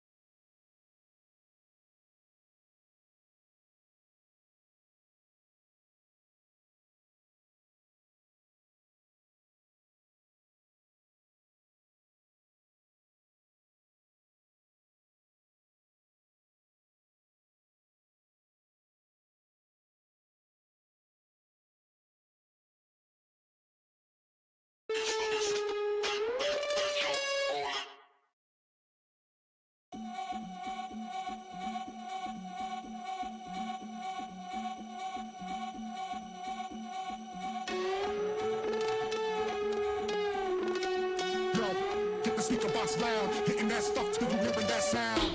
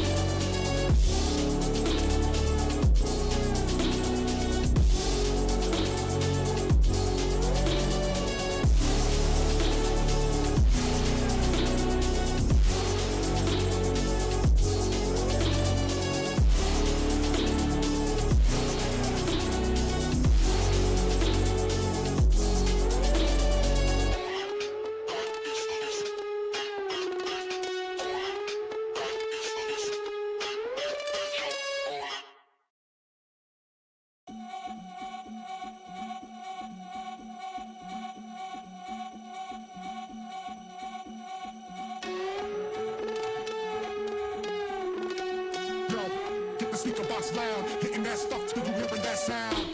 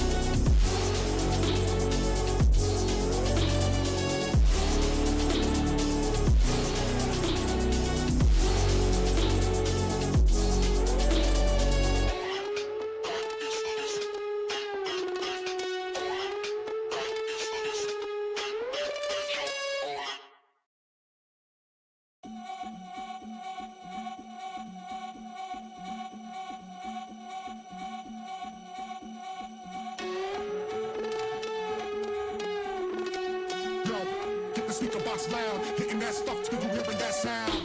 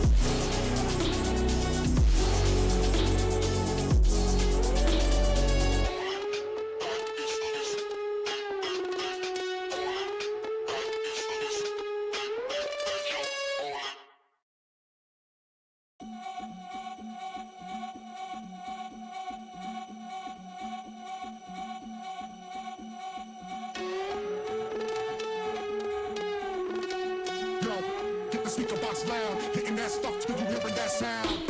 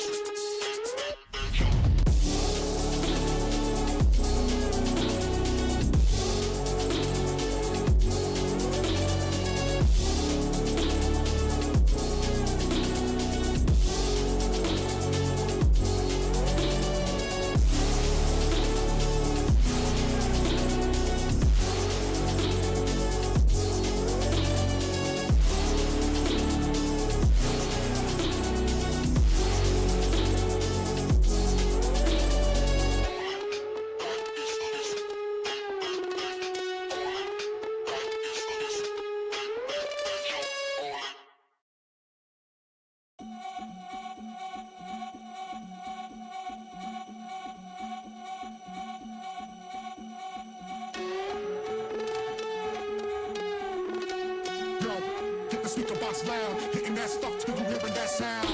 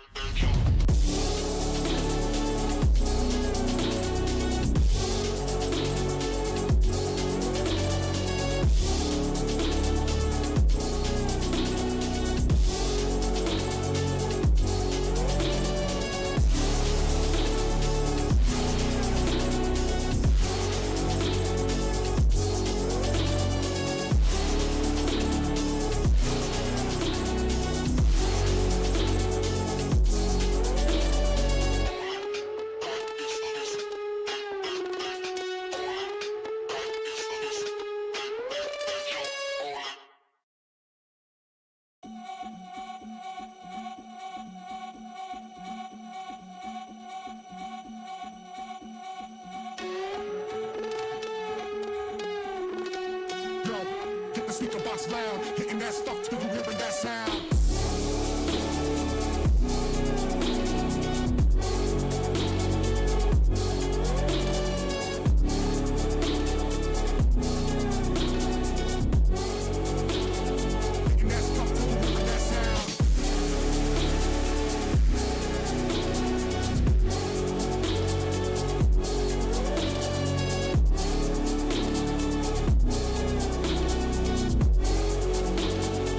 That's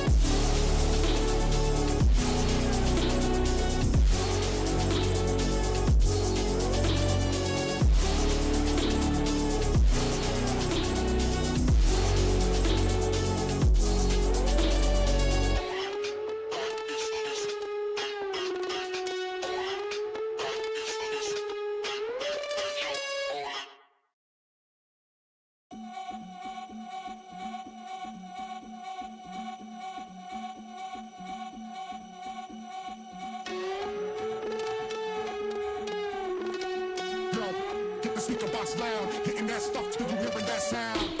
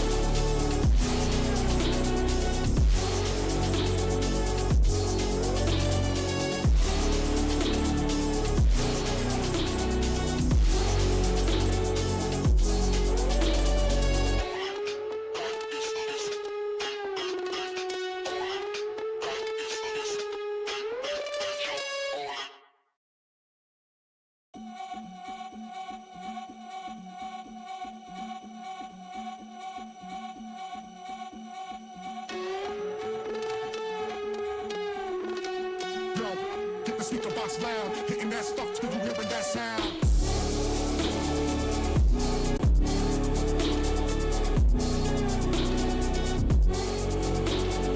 Hitting that stuff till you hearing that sound.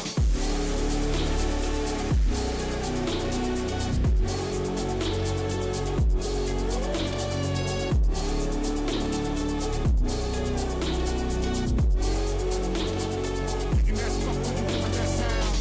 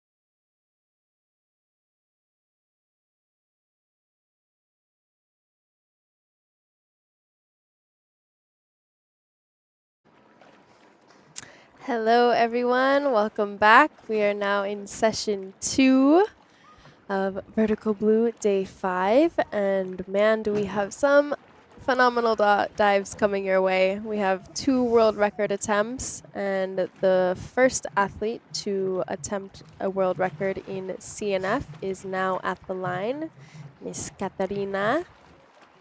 Let's go, Kate. She's got it. Yes, we just saw her stretching a little bit at the line, getting comfortable in the water, and yeah, this is going to be a huge CNF performance, constant weight, no fins from Katarina. Yeah, she's not. I mean, she obviously set the. This is an absolute world record, right? So there's confusion about that the other day. There's 2 organising bodies, but this will put both records into the dust. 77 meters, big dive, big dive. Yeah, so a couple days ago, she broke the world record under ADA official results. However, there was still the 75 CNF by CMAS. So in the vertical blue competition, to have it announced as an overall world record or an absolute world record, you have to be above the 2 agencies' records. So this 77 will put her 2 meters above. Yeah, she's not even. She could have done 76, but she's like, nope. Yep, she wants to just getting it done. It's great. Yeah, make a firm impact. Yeah, super strong. Yes, and if she dives anything how she did a couple days ago, then I am super excited to watch this. She was so fresh at the surface, and we even said, we're like, yeah, she has plenty more meters to go. So assuming she's as relaxed as she was, I expect this dive will be really, really nicely performed by Katarina. 20.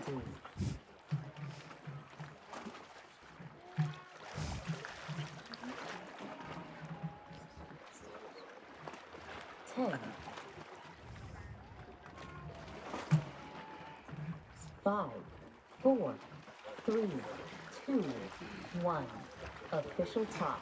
+1, 2, 3, 4, 5, 6, 7, 8, 9, 10. She's running over here. 20. Okay, good, yeah, just getting that last little bit of relaxation. Wow, the toe point going into that was stunning. Yeah. so beautifully done. Synchronized swimmer, mate. She's got it. Yes. Yes. World record attempt. Woo! Let's go, Katarina. World record attempt. You got this. Yeah. And wow, guys, you can really see the difference now as the tide is getting higher. It is quite a bit darker from when we started the session. Still more light than we've seen in the past couple of days. Yeah. But it is Kate's changing. She's looking great, though, isn't she? Yeah. Doesn't seem phased. Beautiful strokes. Her technique is so good. Yes. With that nice strong arm pull. Rudders are on. See that toe, foot flexing there. Yes. Just controlling that free kind of fall. final Mate, she's quick, actually. She's quite fast She down. is. It's good. Good to see. She is, yeah, looking Nice, really fast free fall. relaxed. You can see her moving her jaw just slightly, pushing her cheeks a little bit, getting those equalizations in. Yeah, really, really relaxed. Definitely using those foot rudders. She's just now approaching her mark. Oh, and there's an early turn, 74 meters. So close. And she So is- close. She's within. Yeah. And she's free emerging up, isn't she? Just saving the leg. She'll probably want to have another stab at that. Yep, Yeah. I would believe she does. 50 meters. Yeah, so this will be a red card for her since she did switch disciplines and decided to pull up, but honestly worth the red card if you can save your energy and reattempt the world record. These can be pretty nerve-wracking moments. So if there's Well, something a little bit off, then better to be safe.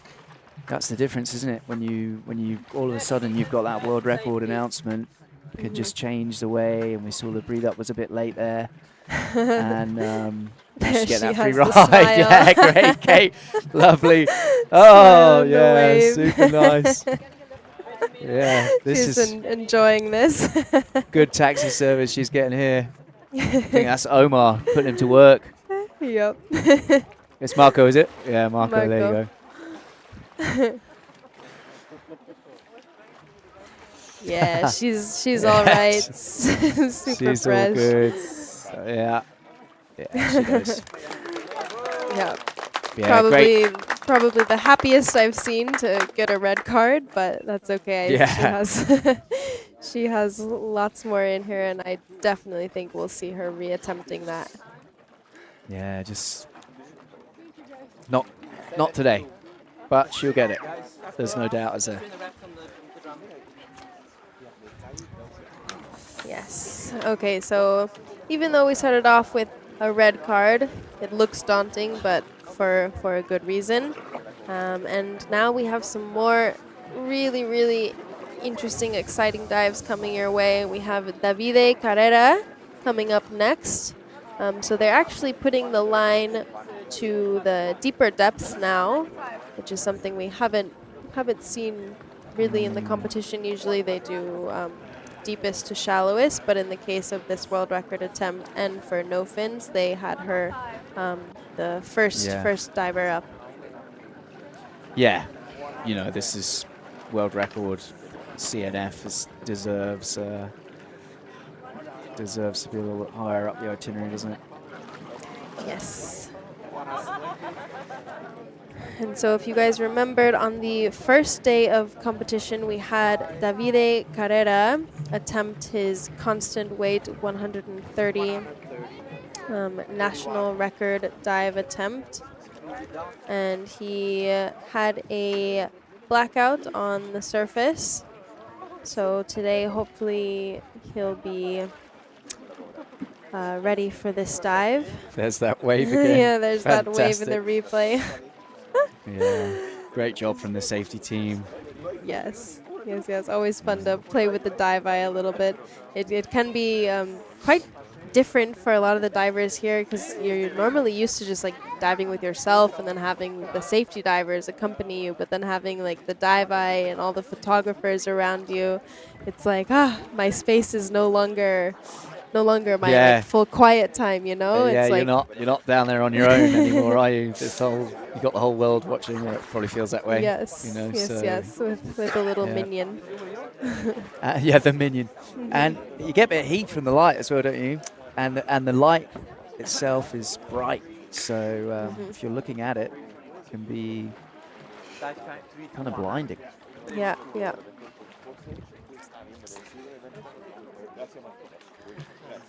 So we've got a question here about do the divers have to do all the different disciplines throughout the competition? No, they don't.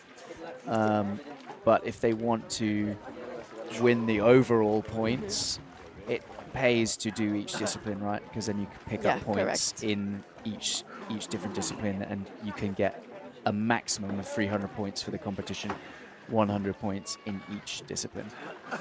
So but you also people will just come here and they're specialists, you know, and they'll just focus on one thing and not worry about other stuff. Yes, exactly. We've seen Arnaud Gerald usually be a specialist with his bifins. However, we did see him do a pretty good constant weight dive yesterday, so I think he'll be swapping between the two. I don't think we'll see a no fins dive from him. He very rarely practices this discipline as he loves bifins and constant weight. He's a constant weight man, isn't he? That's his bread and butter. But I expect, like, he's young, isn't he? So he's probably gonna, you know, I think he's on a good run with that. He's setting world records. He obviously enjoys it the most. But maybe as he develops more, you know, he might try it out, throw his hat in the mix. Yes, I agree. I mean, he has a very long career ahead of him. And as he said yesterday, I think in the beach interview, I asked him how his constant weight dive was. And he was like, it was just an easy, shallow dive. And I was like, excuse me? That was Shallow shallow? dive to 120 meters, yeah. Like, yeah. Don't worry about it. Don't think so. But yeah, so he was super fresh, super clean on the surface. So I think he has a lot more in him. And yeah, his technique obviously is flawless in both of those disciplines. So he'll definitely be an athlete to continue to watch in the following years to come. Yeah, he's great, isn't he? He's already been around for a long time. 4 minutes. Broke 100 meters when he was 20. It's crazy. Yeah. It's insane. I think maybe only Alexei Molchanov will be close to that. That's got to be a world record in and of itself. Maybe Davide's son. Yes, The maybe. next to break that Maybe one. we'll Or the see third that. generation of Molchanovs. Will probably do it when they're like 10. Yes. Oh my gosh. Maybe not. Imagine. Not 10. But yeah. Imagine. Yeah. That's not even the certifying age for a lot of the freediving agencies. Usually it's around 12 to be certified. Yeah. So yeah, just on the points again.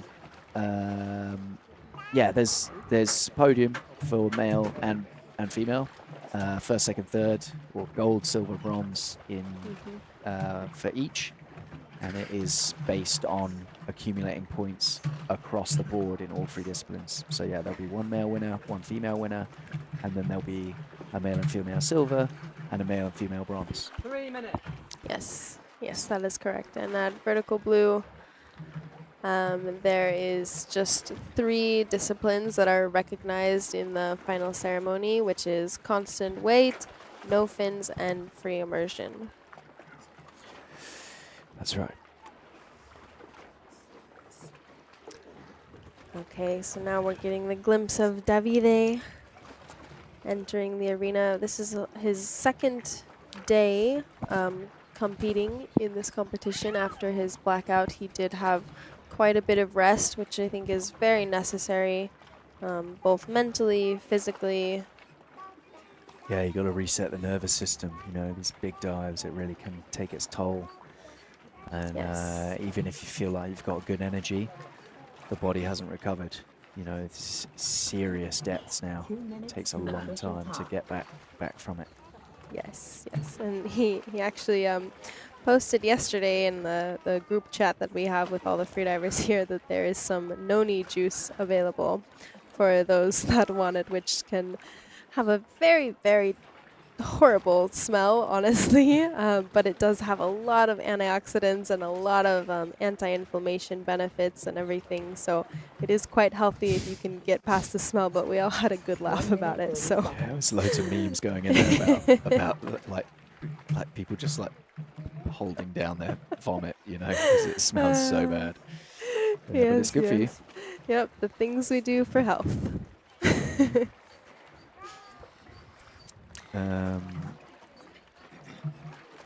So, yeah, great having Lily Crespi, by the way, in the comments. She's just mopping up all of these answers, which is good.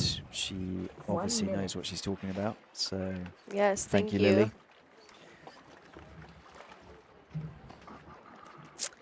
Yeah, so Davide is very naturalistic of a person.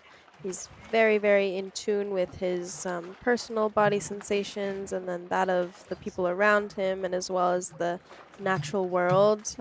He has a lot of experience and knowledge on like plant medicines, regular modern Western medicines and everything, and he kind of incorporates a little bit of everything into his daily life. So he's probably one of the healthiest athletes we have at this competition.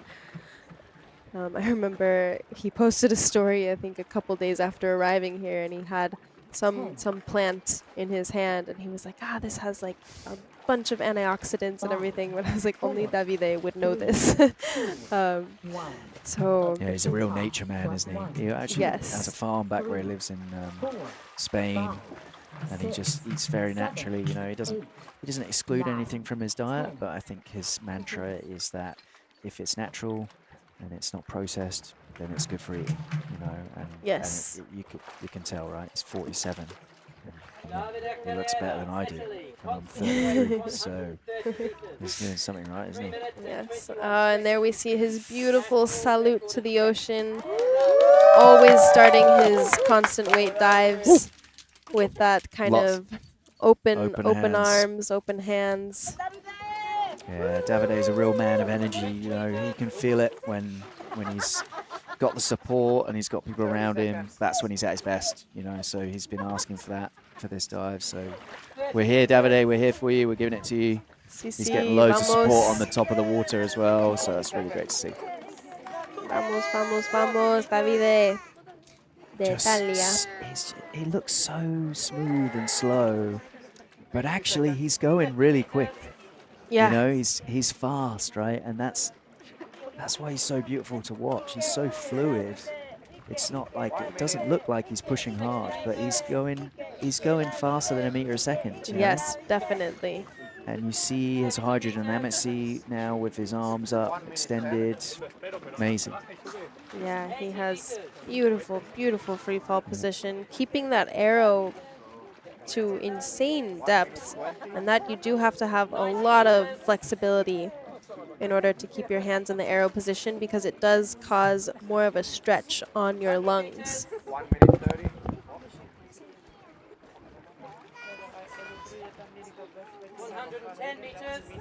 Yeah, that's right. So he's made a few changes with his watch this time, and he was talking about it the other day. He's going to have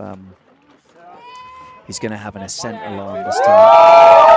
There it is, touchdown. You can hear the cheers already. Yes.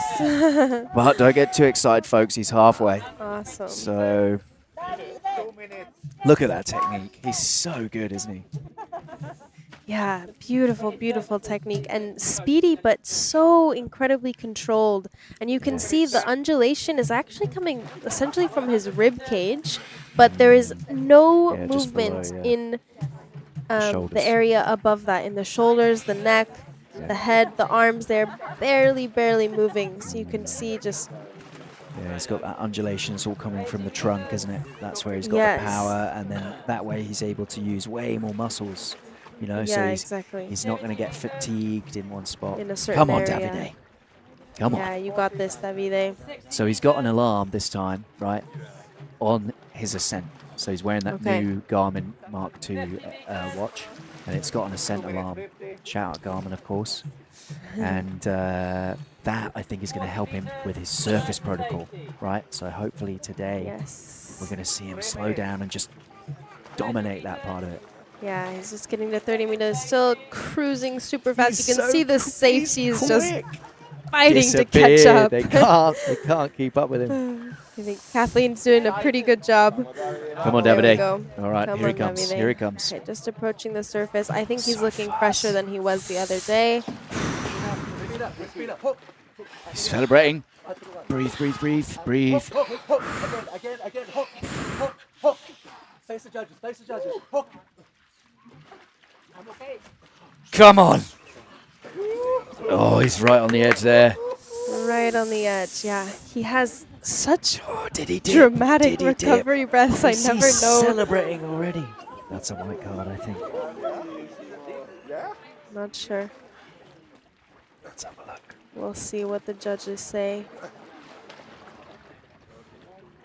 Yes! Oh, wow.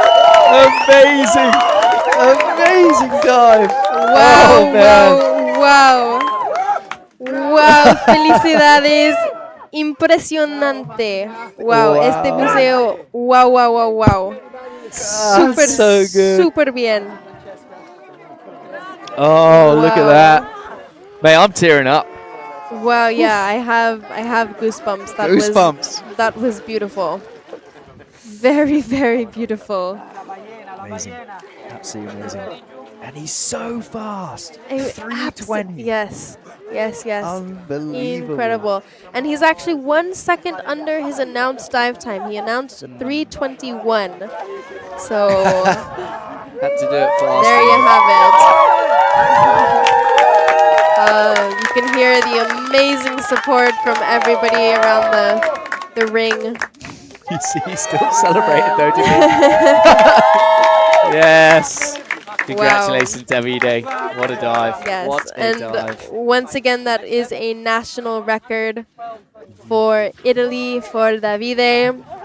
So wow, we could see him do another attempt. It was a bit of a fight on the surface, but I do think he has some more meters going. So congratulations, Davide. And apart from just having the white card, guys, this dive and this technique is so elegant, and he's just he's amazing in the water. Like it's hard to have words that describe exactly what we just saw. And honestly, I can't imagine what he's feeling too, because something so particular about freediving that sets it apart from all the other sports is that when you have a good dive and you accomplish your PB or a record or something, the feeling you get and the euphoria is unmatched. Yeah. I mean, that is what that it makes the sport very addicting in a way. Yeah, absolutely. But beautiful, beautiful dive, Davide. Congratulations. Yes. Felicidades. Well done, Davide. Huge dive. What a legend. Yes. We love to see that. Yes, And yes. also, for me, like when you think of Davide, if you ever meet him, he's just the purest guy in the world. You know, like his approach to it all, he's very spiritual with it. Like we're talking about his diet, we're talking about his diet, talking about, you know, his approach, his spirituality, his connection to the water, to the ocean, connection to everyone around him. And so when he gets a win, that's why everyone gets so excited.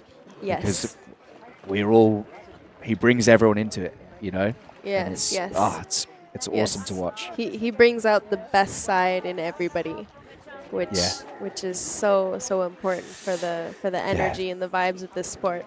So yeah, guys, awesome. Continuing this energy for our next diver, Pedro Tapia de Mexico. He's been performing exceptionally well in this competition. We saw a beautiful constant weight dive from him already, as well as a CNF dive. And today he's going to push his constant weight by 2 meters more. He performed a successful 110-meter dive in constant weight, and now he's going for 112 meters. Pedro is a very, very strong athlete, fully vegan, also extremely regimented, very into the natural world. I think he does take a few advice tips from Davide. You can kind of see some of the you can see a bit crossover there, can't you? Yeah, totally. Yes. Totally. Yeah, vamos Pedro. Vamos Mexico. Vamos Mexico. I'm in your corner now. Sí. Perfecto. Yeah. And he is being coached by Pepe, yeah? Yes. Yes, I believe so. Pepe has also been doing some pretty good coaching for some of the athletes. Yeah, and Will Trubridge was just coaching Davide there, and I think it helped him out, didn't it? He spun around at the end and hit the judges, so that was great to see. Yes, I think so. Yeah, in the moment when it's necessary, it can be so helpful. Yeah, so thank you to all the coaches here, whether it's friends, family, whoever. You guys are a big help.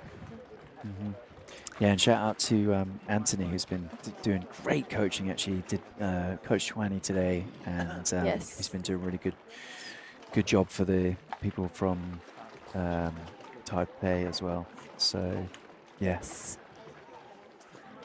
Right, Pedro, let's see it. You reckon we're going to get another shaka? Or what? We might. I don't know. We should keep an eye out for it. I think this dive, he might be a little bit more focused, as it is. This will be a personal best for him as well. Yeah. So, yes. Ah, okay. So good. Very good. We shall see what shenanigans he gets up to, if any. But yeah, Pedro is always super beautiful to watch in the water. He also has very, very flawless technique in this discipline, as well as in no fins. Yeah. Yeah, he's a real mobility merchant.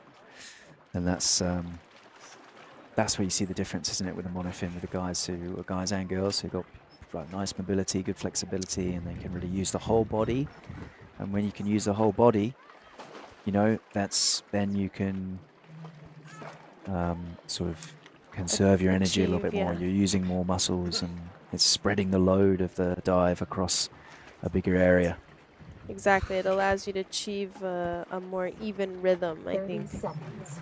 Yeah, And, totally, yeah. totally. Pedro was a gymnast, a competitive gymnast, so he has a lot of that flexibility still with him, and is always doing handstands and training in that kind of body weight movement style. Yeah, so just by comparison, guys, Alexei Molchanov's dive, because there's a lot of comments about the speed of Davide's dive just there. Alexei Molchanov, who he's the best, right? He's got the deepest monofin dive, 133 meters. His dive time was 4:19, which is almost a minute longer than Davide's. So that should give you an idea of how fast Davide is through the water, right? Alexei has got a huge tank, so he doesn't need to be that quick, right? Like, he's just got this massive breath hold. But you can see there's a 3-meter difference, so 6-meter round trip difference in time, in distance, sorry, and it's a minute more for Alexei, so incredible. Anyway. Very, very, very. Okay, now, yeah, again, continuing with the amazing technique. We're seeing Pedro nice and relaxed, just moving those arms from arrow position, and you can see he's doing that kind of recharging of the mouth fill. Yeah, nice, slow, relaxed, undulating body kick. Beautiful. Yes. He's a double K man as well, isn't he? He is, yes. Sponsored by Double K. He has the monofin and this wetsuit. I believe this is a 2mm wetsuit, and then he has a neck weight also. 1 minute. Nice. Yeah, looking good. Cheeks nice and full. Yeah, really nice free fall. Speedy. He's got good speed on him. Still a few kicks. Yeah. Keeping We're up both that on it, aren't speed. we? Yeah, Yeah, it's good, isn't it? We're glued to the screen, guys. We love it. Good, looking on, good so Pepe. far. You can see him Squirreling, moving. maybe. Doing a bit of a squirrel technique, so you can Yeah. bring the air from the back of the throat to the front of the mouth, and that just helps with the locking of the glottis, so you don't lose any air into the lungs. And they call it squirreling, so the air's Okay, going there we like are that. at the bottom plate. Nice tag grab. Lovely Taking turn. Yeah. a few seconds to put that in at the bottom plate, but Yeah. there we go. Oh, there he is. Peace sign. Maybe that'll be the world's deepest V for peace victory, sign. maybe. That's what it was. There we go. Okay, vamos, Pedrito. 2 minutes 10. Yeah, lovely arrow position. He's got great flexibility. Yes. Super good. A little bit of a knee bend in the kick, but you can see he's still using that trunk a lot to propel himself up. Yes, and it has a super bright dive light, which is very helpful. You can see maybe got opening that one and off. closing his eyes. Got that one off Pepe, did he? The 1,000 lumens. Yes, I think he did, actually. Great. Yeah, having a really good cruising speed up. His announced dive time was 3 minutes and 31 seconds. So I think he's looking pretty good as far as that timing goes. First safety. 3 minutes. 30 meters. Second safety. Okay, continuing really nicely. He's with the safeties. 20 meters. Oh, and he sped up a little bit as he just glanced at one of the safeties. Yeah, maybe he's feeling good. Yeah, maybe it was He like looks a very in challenge control. glance. I'm not sure. Oh, okay, going a little Just missing twist. the... We'll see. Just to avoid the bottom of the platform, yeah. Good. Ah, Spiera. solid. Okay. Did he Again. double? No, he had the nose clip still. The first time with the nose on. clip? Yes. Okay, so hopefully it wasn't a double signal. That looks good. Looks good. Yes. So there is a question about this actually, because Davide celebrated right before he did his equipment, and same here. you can do whatever you want before your equipment comes off. The second you start to take... Woo! Well done, Pedro. Ay, felicidades. Fantastic dive from him. Well done. Impresionante. Súper, súper, súper bien. Felicidades, Pedrito. Yeah, he's all smiles, isn't he? Great. Sí, Everyone's sí, getting sí. around him. Fantastic Bien, dive. bien hecho. Yeah, so you can do whatever you want before you start taking your equipment off, right? So if you take as soon as you take your equipment off, that's when the protocol starts. So it's like boom, first bit of equipment. If you've got goggles and the nose clip, if you take that nose clip off, that's when it starts. So then you've got to take your mask off as well, or your goggles, and then signal, and then say I'm okay in that order. But before that. Before the equipment comes on, you throw up gang signs. You could say something to your mum. You can do whatever you want. Doesn't matter. But as soon as you start that, shout out, mum, I did it, I made it. You do whatever you want. But once that starts, that's the protocol. That is correct. Yes.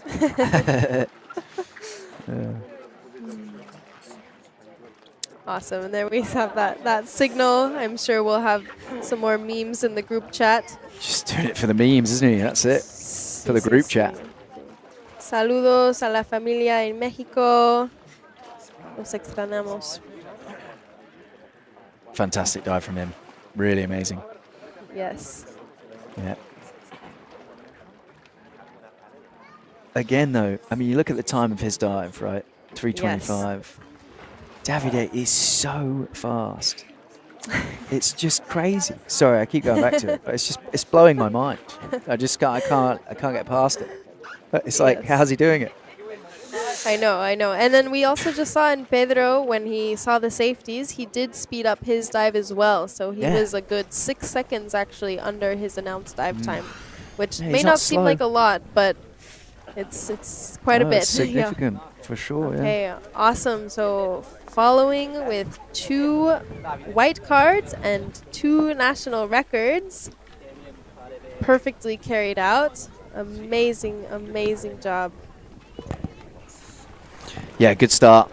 Kate, obviously, she's going for a huge dive there, and I think she just sort of made a call, didn't she? She was like, I'm not going to make it. I'm not going to do it maybe as comfortably as I want, so she's turned and saved the legs. We'll see her do that again. And now we've got JQ. Free immersion. Yes, JQ has been performing fairly well. He's had a few difficulty on some of his dives, but he's also a beautiful performer to watch. I met him last year for the first time here at this competition, and he had some good dives then as well. Also, very, very sweet guy.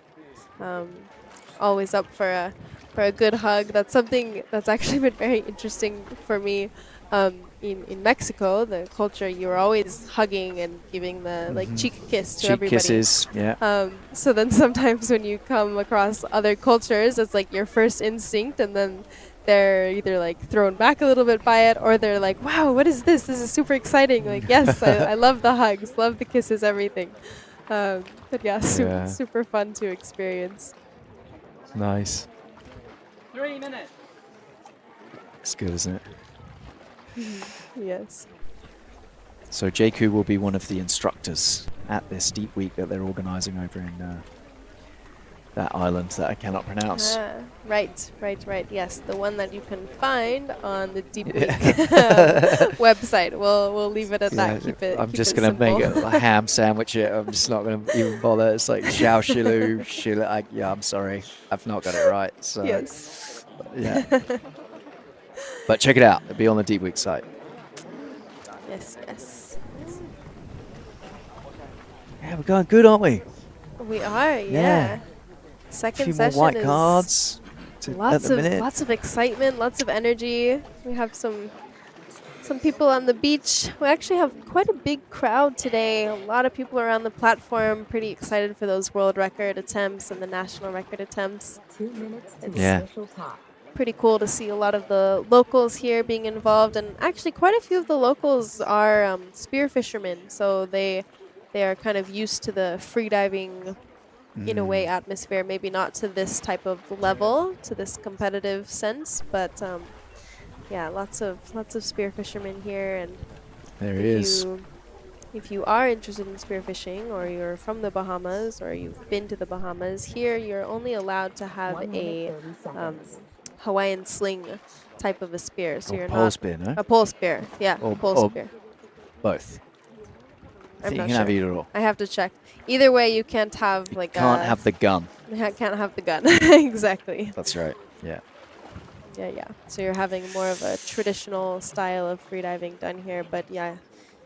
You do any of that? You do a bit of spearfishing? I do some spearfishing.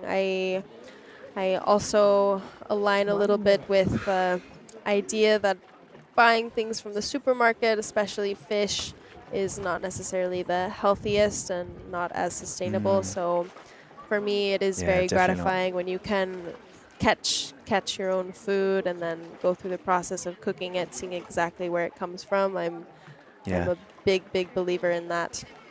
And no bycatch, which is the main Yes. thing, right? Yes, exactly. And you can be 100% selective. Also, a Yeah. lot of times when you do go spearfishing, even if you're unsuccessful in the form that you don't get the fish that you were after, you end up seeing the most incredible wildlife every time. I mean, I'm pretty sure every single time that I've gone out for a spearfishing session, we've seen eagle rays, dolphins, whales even. Yeah. So yeah, turtles, jellyfish, anything. So just the experience of being in the water while having a secondary goal makes it pretty that's fun. great. Yeah, it's never a waste of time, is it? Down he goes. Okay, let's go, Jaku. Yeah, very relaxed. Yeah, so this will also be a huge dive, 103 meters free immersion. Free immersion is an extremely relaxing discipline. For a lot of people, it's their favorite. It also tends to be one of the easiest for equalization. So if you're an athlete that does have some problems, do some free immersion dives, and then you can fully control your speed on the way down and the way up. But yeah, 103 meters free immersion. Wow. Very, very impressive attempt. So, Deep Week takes place at Shao Liu Chu. Hope Okay. I said that correctly. Yes. Either way, check it out. Check out their page and see if you can either participate. They're always looking for instructors and everything as well. And then participation is really And fun. I hear it's really beautiful diving over there, actually. So Yes. worth checking it out. It's looking good. Good time. Yeah. Nice also free has fall. a super bright light. You can see the line just lit up. Blinding himself with that. It is almost, yeah. Yeah, you can see the darkness setting in a little bit more each diver we have through this second session. Okay, awesome. We're getting pretty close to his mark. Don't want to jinx it. There it is we on the see candy cane. cane. Nice Awesome. turn. Oh, Oh, very interesting. interesting. Nice little launch. Yeah, yeah. I'm not sure how helpful that was or not. Yeah. I don't think I've ever seen that before. Not seen it. I think with free immersion, basically, it's hard to get disqualified for anything on the line, so they'll be all right. Yeah, exactly. You're always pulling. Yeah, maybe his thinking was that maybe I can use a little bit of my leg muscle to get me those first couple meters up. Just get the speed going. Yeah, because free immersion, you do start to feel it very heavily in your traps. Oh, yeah. Yeah, he's probably done a lot of pull-ups. Yes, yes. One of the best exercises if you're a gym rat for this is the rope that you can pull down on. But still, Kind of it is short strokes he's taking on the line here, actually. Yes. Not as long as we've seen with other free immersioners, but it's working. Yeah, he's probably trying to conserve some of that energy. The longer pulls you do, the more muscle extension you have, so it can kind of use some more consumption. But yeah, he's looking good so far. Just gave that nod to the safety there. Omar's met him deep. Looks like Kathleen, second safety. Kathleen, by the way, is a national record holder for CNF and free immersion in Germany. Yeah, she's a very strong athlete in her own right and a fantastic safety.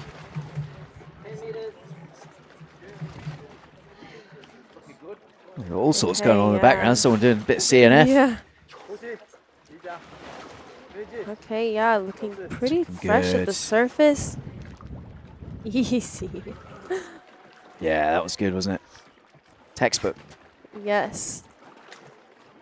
And he was actually right on his announced dive time, 3 minutes, 45 seconds. Yeah, he nailed it. No mistakes for him.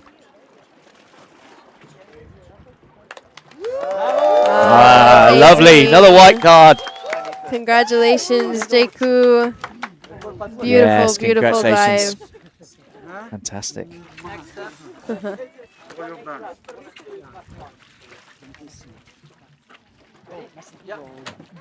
Yeah, great.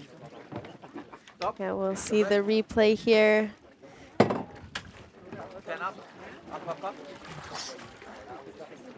Getting a good rhythm now, aren't we? The athletes have settled in, I think. You know, we're halfway point in the comp. And a lot of them will still have 3 dives left or 2 after today. Yes. So good to see.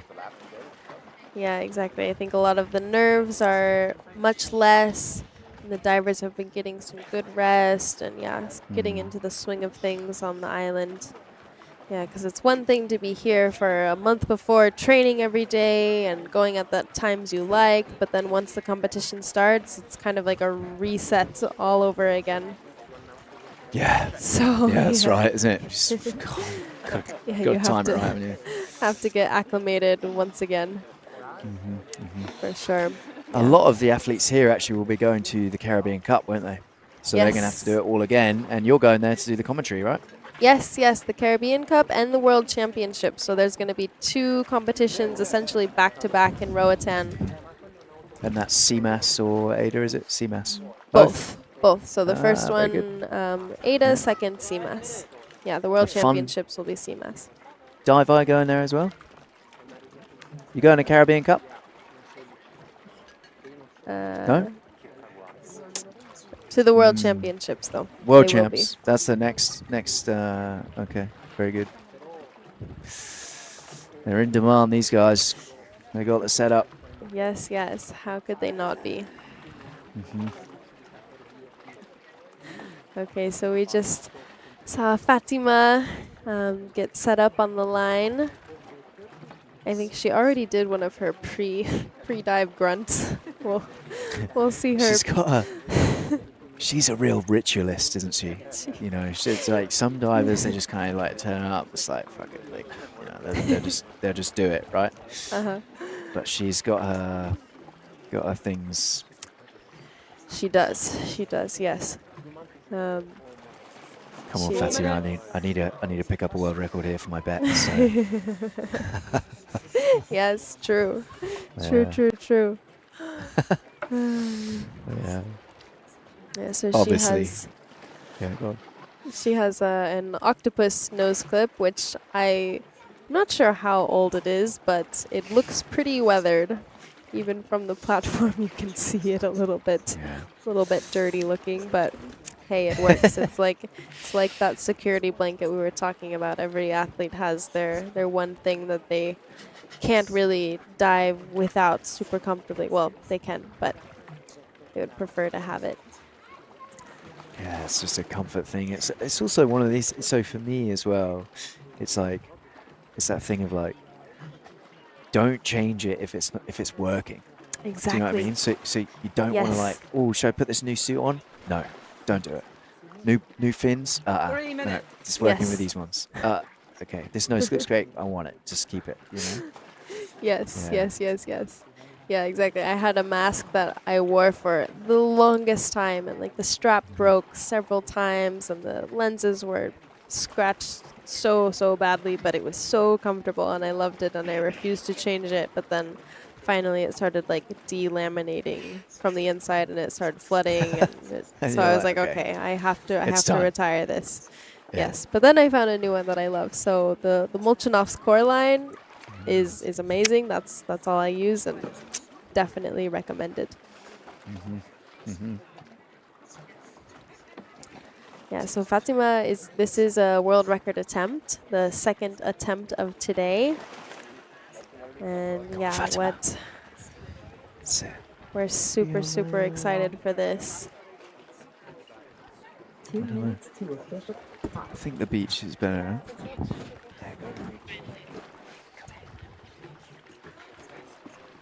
Unbelievable, mate. So good. So good. Amazing. We just had Davide come say hello to us, so hopefully we'll get an interview with him on the beach. Yeah, will Francesca will get a hold of him, I think. Or maybe even Will. That would be good, maybe. 1 minute 30 seconds.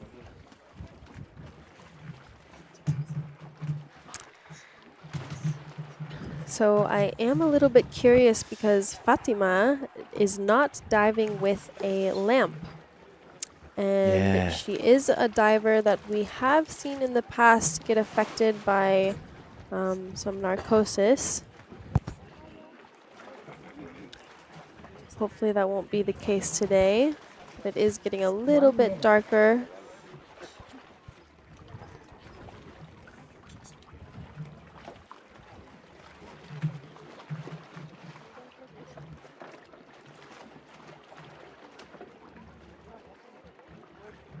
Yes, sorry guys, I was mistaken. Both the Caribbean Cup and the World Championships are CMAS.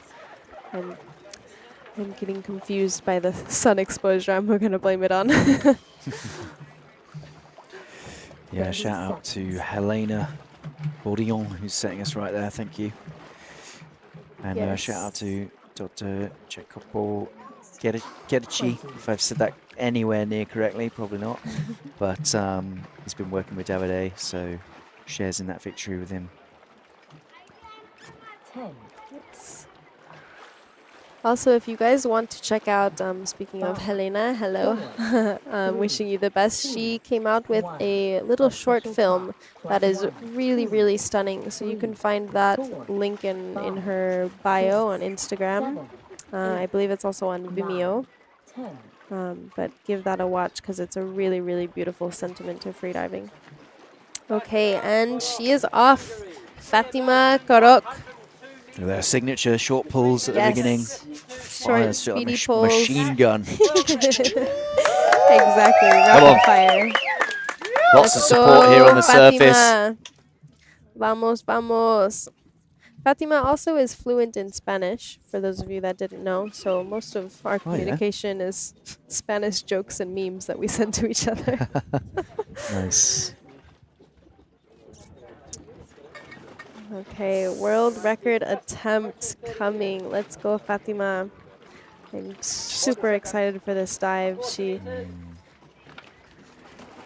has been a little bit nervous through some of her training dives leading up to the competition, but then she does perform very well during the course of the competition. She does well under pressure. 1 minute. 60 meters. Yeah. She's also a double K athlete. Lots pulling a long way, actually. Yes, yes, she did. And actually, for her, she's kind of going fairly quick. She's usually a bit of a slower diver, 1 minute 20. but maybe she's thinking to speed things up a little bit, even though she has announced 3:52, which is slow, I would say. So we'll see, won't we?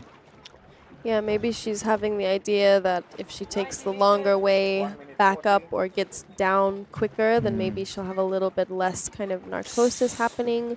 Yeah, I'm not sure exactly what her mentality is, but could be something like that. Yes, there there she she is. is. reaching the candy cane. She's at the plate. Perfect. Got the plate. She hasn't gone past it this time. Nope. Yeah. I think she's Very made nice. sure of that on every single dive she's performed this event. She's had an alarm to notify her when she's nearing the bottom plate, because yeah, she did have a moment last year where she completely passed that plate due to her heavy narcosis, but yeah, now she is on top of it and looking so strong. It's also looks so relaxed, interesting. doesn't she? Yeah, and her pulls, she's not following through all the way down, so she's essentially saving the last bit of muscles in her arms for the pull. I'm curious to see if she changes Keeping that at the top technique. of the range. Yeah. Yeah, having a pretty good, still speedy descent. Fluid pulls. You can see she positions her hands kind of knife-like, cutting through the water. Let's go. Vamos. Let's go. We have some support from Pepe on the beach, He's always so giving loud. such a beautiful energy to the divers. She might have heard that actually I know. at 40 meters. Yeah, echoing through. Gracias, Come on. Pepito. Come on, Fatima. Yeah, slowing down. Now you see she's doing those fully elongated pulls using the... Come on, Fatima. She's just feeling the buoyancy now, isn't she? Yeah. Come on, Fatima. Come on. Yeah, her announced time again was 3 minutes and 52 seconds, so she's still right on with that. Yeah. Yeah, I think I miscalculated that. She was 2 minutes to the plate, wasn't she? So that makes. Come on, Fatima. Okay, come Here on, she comes. Fatima. Here she comes. Get the hand Still high. looking pretty controlled. Breathe, stay up, breathe, nose clip, breathe, breathe, breathe, breathe. Nose clip, nose clip, Come on, breathe, Fatima. Fatima. That's it. That's it. Breathe. Nose clip, sign, sign. Oh my goodness, what a save. Oh my goodness. That was Yes. unbelievable. Yes, yes. You could see the struggle in her face to pull the nose clip off, and then as soon as she did, boom, She's bang, good, huh? hypoxia gone, yes. Okay, so she just has to show the tag. There it is. And she has a white card. Congratulations. World record for Fatima Korak of Hungary. Woo. What a dive. Wow, wow, phenomenal. Ay, felicidades, Fatima.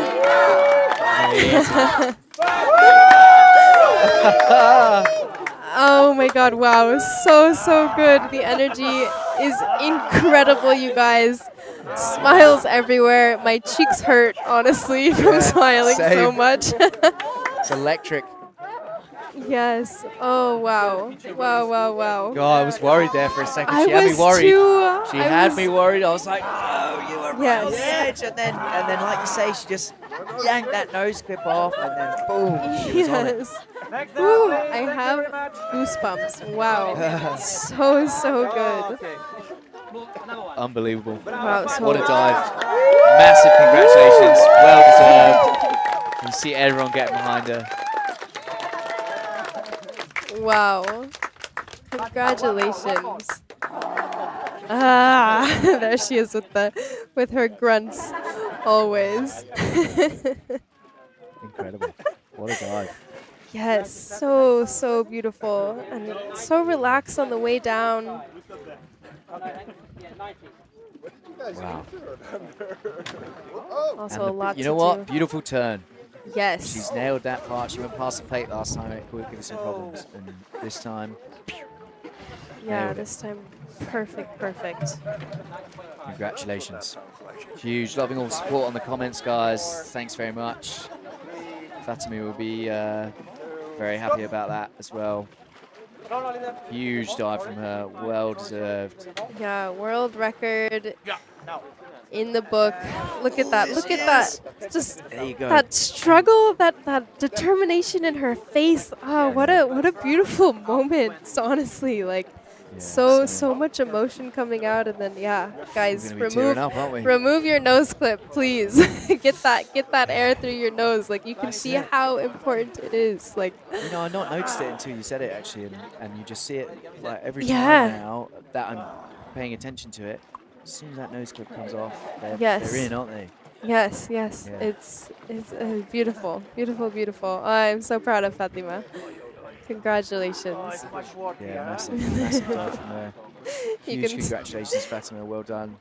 Yeah. Lots of love from us in the commentary box. You can still hear her grunting on the platform as well. Yeah, So she'll be funny. Ecstatic with that. She's probably going to go and take a bit of oxygen now. Yes. Get on the good stuff. Get on the good stuff, the recovery train. Yeah. Oh, so good. Amazing. So, Yeah. so good. So happy for her. Really happy for her. So hopefully we'll be getting some beach interviews for you guys soon. We'll probably be would able be to good. interview Davide and also Fatima, and we can see the excitement from both of them, what they were thinking during their dives, and Yeah, we'll see. I think Francesca's heading over there now, so we'll keep you guys posted on that. God, what a day we're having! oh my gosh, I know, Unbelievable. so exciting. These dives have been incredible. I mean, Yeah, seriously, amazing, yeah. isn't it? Yeah, honestly, lost for words. We've had an amazing amount of white cards today. Only had one blackout so far, so we are. It's been nice and clean, hasn't Yes, it? Nice and yes. clean. The athletes tidying it up and still doing incredible dives. You know. Yes, we've But turned the maybe- corner. Yeah, it's good. Okay, It's here really good to here we see. have. You guys can see it. Just the first red card of the session, but that was due to pulling on the rope. And we'll definitely be seeing a reattempt of that, and then followed by nothing but national records, white cards, and world records. Like, you couldn't ask for Perfect. anything Beautiful. better. Yeah, can't, can you? Yes. Amazing. And So we actually have a DNS from our next athlete, who was Misusu. She's been diving back-to-back, doing some pretty impressive dives this competition as well, so probably just wanting to rest today. She was also going for a pretty big 95 constant weight dive, so we'll be following Hanako Hirose. And she'll be doing a bifins dive for us to 90 meters, which is also a national record for Japan. So that'll be definitely exciting. Hanako is a beautiful, beautiful athlete to watch, as most are here. We are at the prestige. we're spoiled, aren't we? Yes, Yeah, we we're are. spoiled. I mean, she'll be rocking her lazy fish fins. Yes, Um, yes. But yeah, motor her down. 2 minutes to But yeah, official she's time. especially good to watch. Just on the comments, guys, it's really amazing to see all the support. Lots of you supporting from back in Hungary as well. So shout out to you guys. Fatima will be loving to hear that, and then of course all of you from around the world supporting all these different athletes, different nationalities we've got here. So There we have it's a really, really great. beautiful look on the beach. Davide with his son and his girlfriend Emma, celebrating Amazing. that very impressive 130-meter dive. But he's got the fist up. Yeah. Good on you, Nero. He's taking the sign. maybe he'll take the record from his dad someday. We'll see. He is quite the That little would diver. be- yeah, he is good, mate. He's already done 35 meters or something, and he's Yeah, exactly. and 13. he's So 13. yeah, start him young. Start him young. Yep. Get your kids involved. Get them active. Get them in water sports. Can make the world a difference. Yeah, honestly. Oh, what a morning we're having. I can't believe I it. know, exactly. I know, it's not even lunchtime yet, and we've already had records completed and white cards. It's honestly a little bit surreal when you think of where we are, what we're doing. It's very impressive. Yeah, we're pretty lucky. Yeah, very, very grateful to be here. Yeah. Okay, awesome. So we now have an interview on the beach with Davide and Francesca. Can't wait for this. Ciao Italia! Buona pomeriggio! I am here with Davide Carrera, the man of the day, the man, quite frankly, of the whole competition.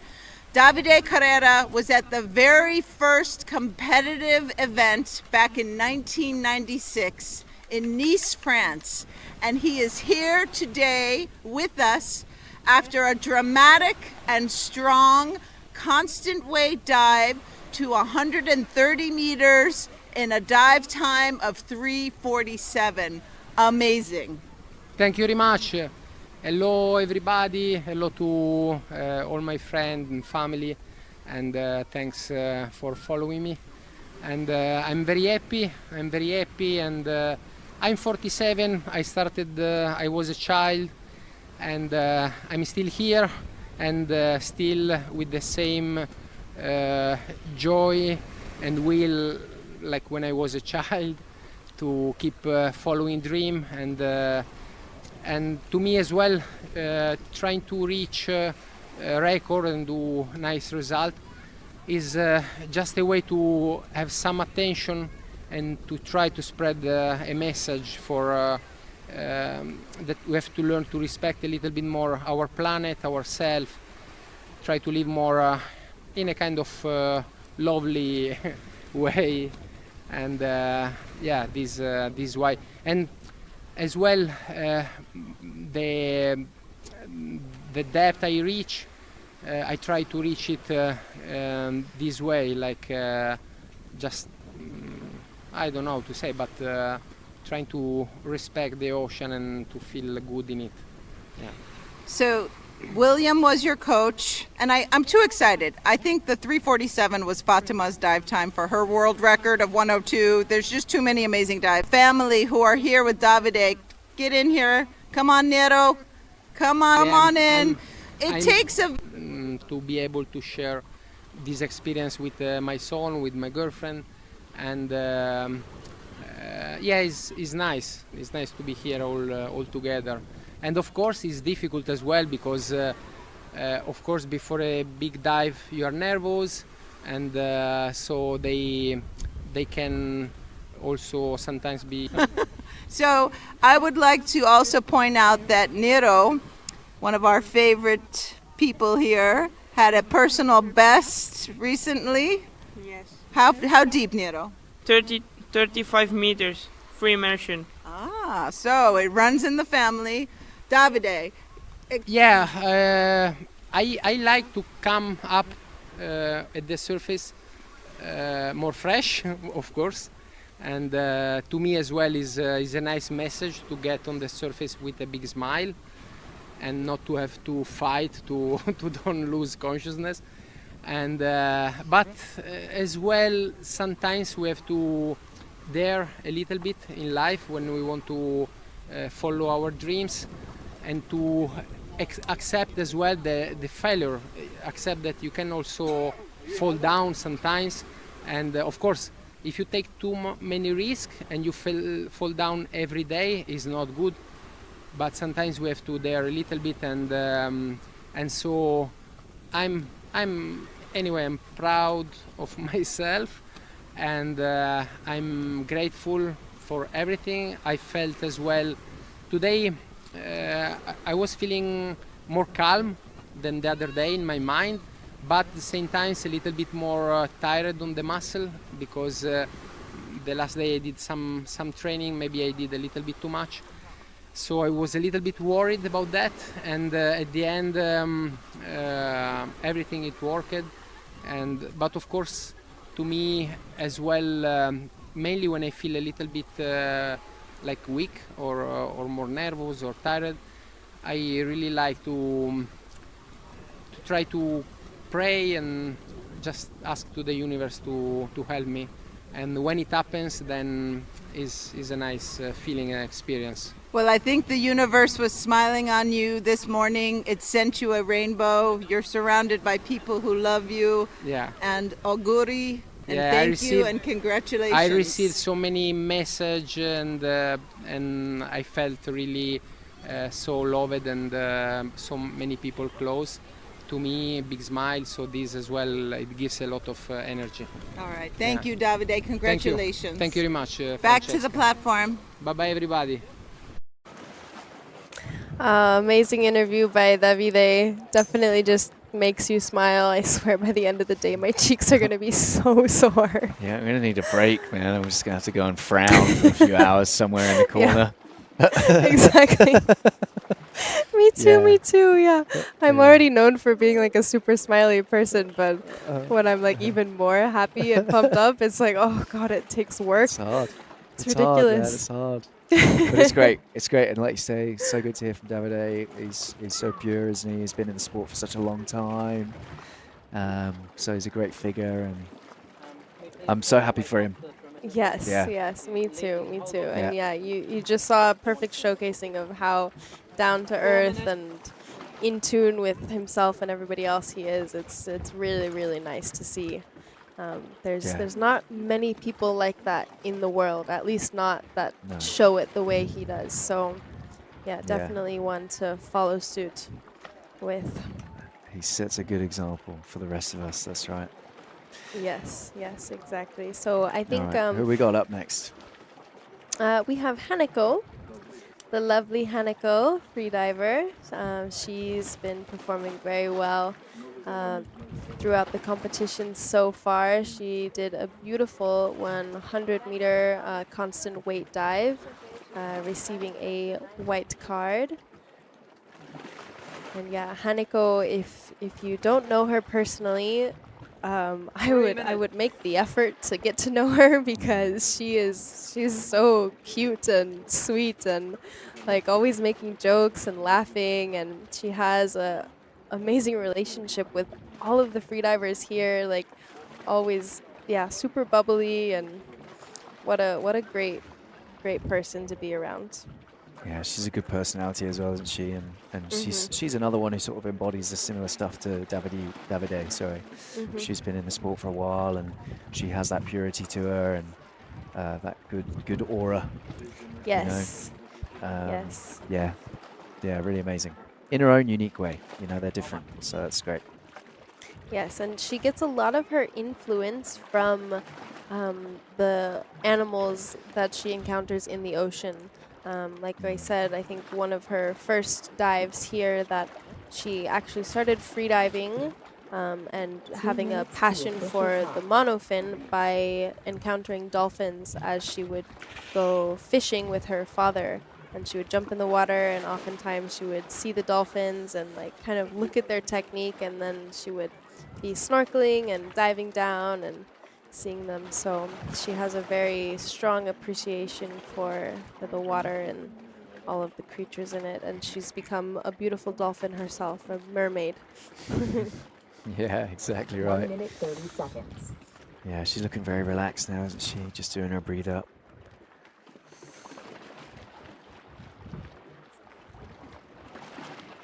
Being filmed by Andre Musgrove, local celebrity, cameraman, shark aficionado, and all-round legend Bahamian.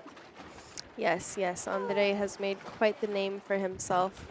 Here he shoots some incredible videos and photos. You can check out his Instagram page, just Andre Musgrove. He's just recently produced a film that you were claiming to be the star of. Oh no, this is so true. Yeah. So he's just released this film on his YouTube channel called Finding Harry.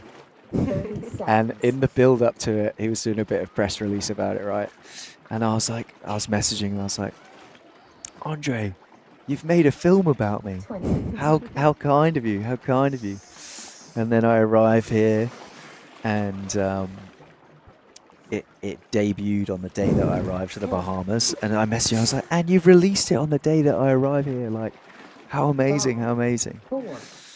And without giving too much away, it's a beautiful short movie with Adriana Hafez as well as the heroine of the story. But yeah, Harry is a snail. or a sea slug, isn't he? So. You just gave it away. Oh, I did, didn't I? But you should watch it. You should watch it. Anyways, you should watch it. Give it a watch. Yeah, the Give it a watch. It's a great movie. It's beautiful.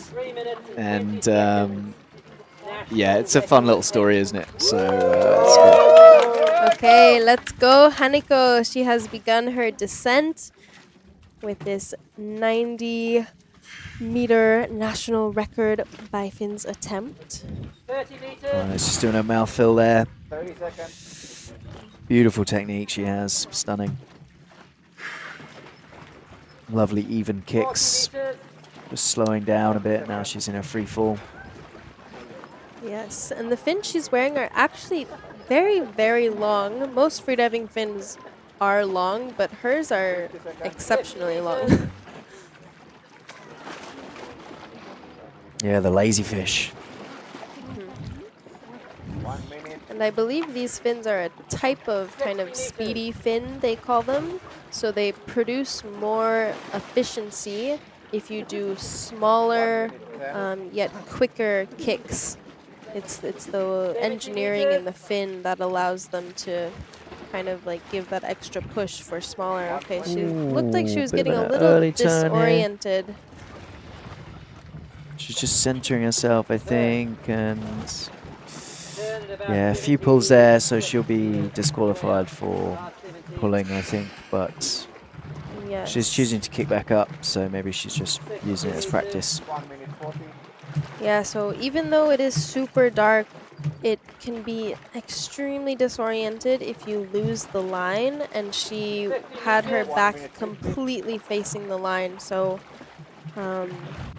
she also started kind of spinning, and you could see her body kind of moving back and forth as if she was trying to find the line but couldn't. So I'm sure if any of you have like woken up from a nap or something and then it's super dark, you have like blackout curtains and you stand up quickly and kind of get that pressure difference and like wobble around, that's kind of the same feeling that you get like when you're narcosis.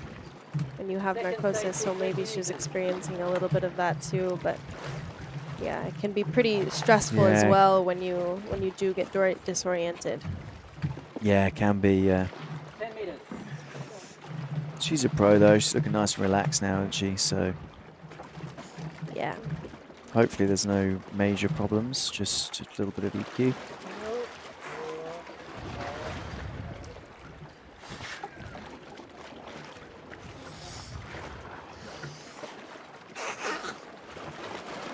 Yeah, she's okay, isn't she? Yeah. Yep. Yeah, she did the protocol and everything, but I'm not sure if those pulls she did at the bottom. Yeah, we'll see. I think maybe for pulling, but yeah, red card for pulling. Okay, good job. Nonetheless, Haneko, still beautiful, beautiful technique. Yeah, great still the same, isn't it? Yeah, I always love watching her dive, and she does have a few more days of competition left, so I assume we will see some more attempts from her. Yeah, it looks like she lost the line. Look, that's it. She got disorientated. Exactly. And then, yeah, that really set her off, didn't it? That was it. Yeah, you called it. Yeah. Beautiful technique. See how concave her belly is, isn't it? She's just so slim in that area. Yes.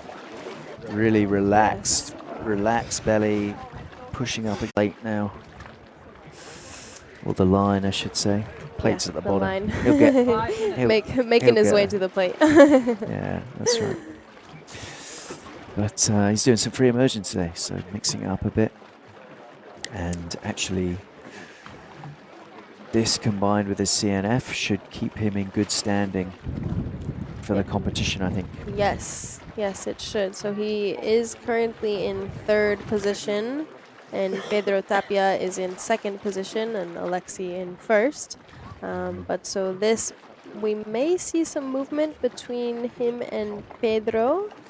That will depend because Pedro has not done a free immersion yet. He has just done constant weight and CNF. So based off of the depths and the points, we may see a change. I'd have to do the numbers to let you guys know. Should we game up, shall we? Let's have a look.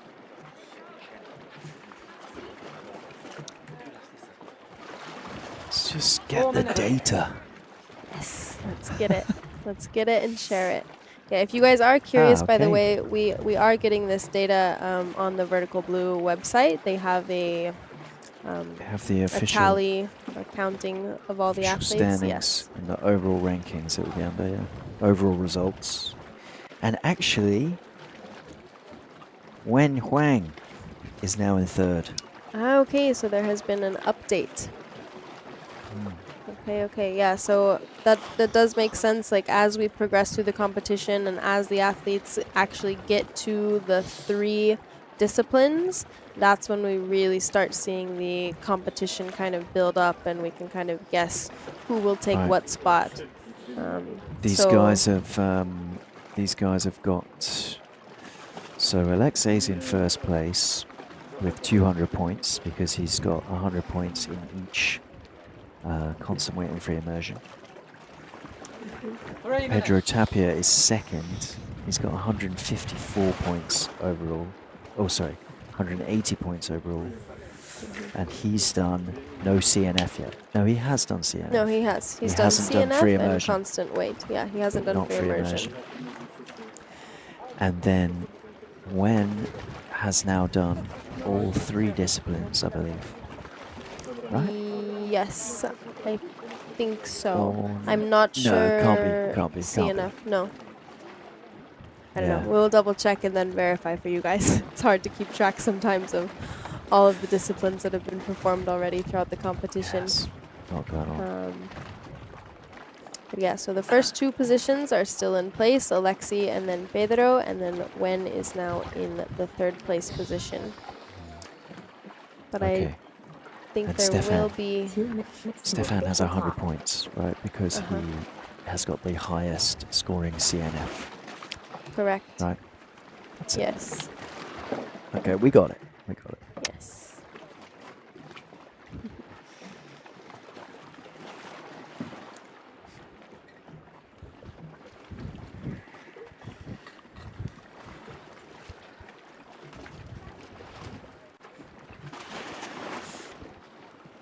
One minute, 30 seconds.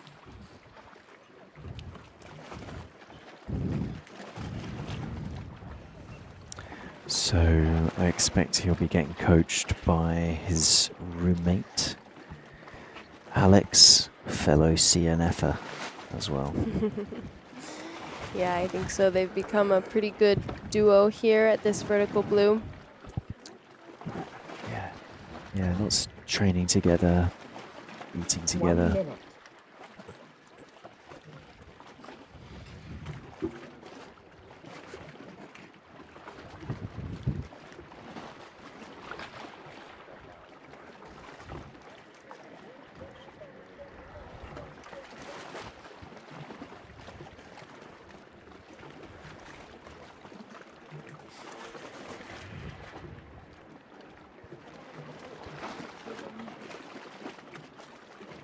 Seconds.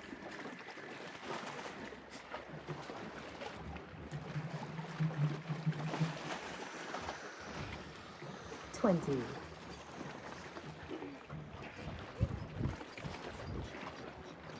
Come on, Stefan. 10. 5, 4, 3. Stefan is sponsored by Best Dive. You can see his wetsuit. Pretty nice, sleek design he has there. And this neoprene is by Yamamoto, which is one of the best neoprenes you can get in the freediving industry. Yeah, very high quality. Yeah, very comfortable, very flexible. Come. Okay, let's go, Stefan. Let's go, 90 Stefan. meters, free immersion. For Germany. Yes, so we already know he's a beautiful performer in CNF, in no fins, but he is also as eloquent in free immersion. You can see he's covering his mouth to pack in that extra air for the mouth fill. So he does his mouth fill a little bit earlier, around 20 meters, and then he may be doing some small recharges or just keeping that hand there to make sure it doesn't escape. Yeah, just like you say, maybe just relaxing it while it's very full. Yeah, just make sure the air doesn't escape. Nice. Got some questions about the scoring. So basically, the deepest dive in each discipline would score 100 points. And then every dive after that scores a proportion of the 100 points based on the difference between that big dive that scored 100 points and then the depth of the second place dive. Okay, right? and we see an early Stefan.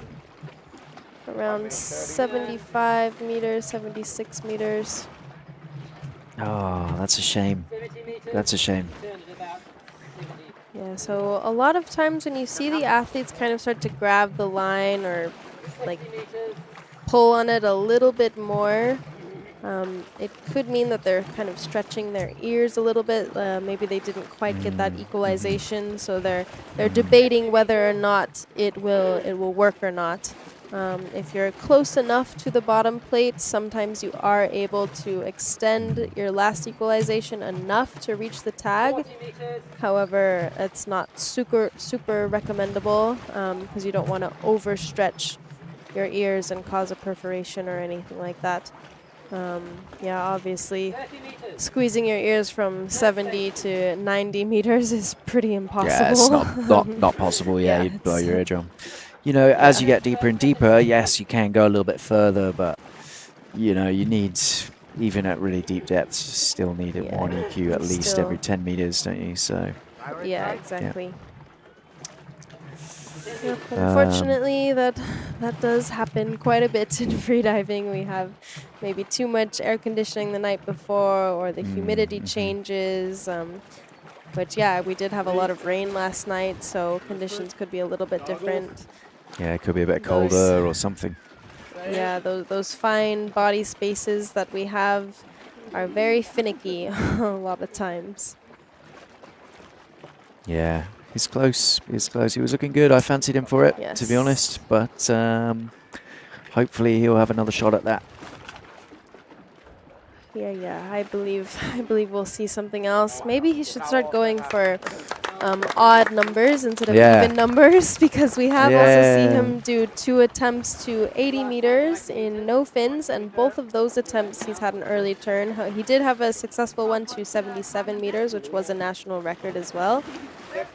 But yeah, maybe something about the even numbers are messing with him. I'm not sure. Yeah, good call. Needs to mix it up a bit. Yeah, exactly.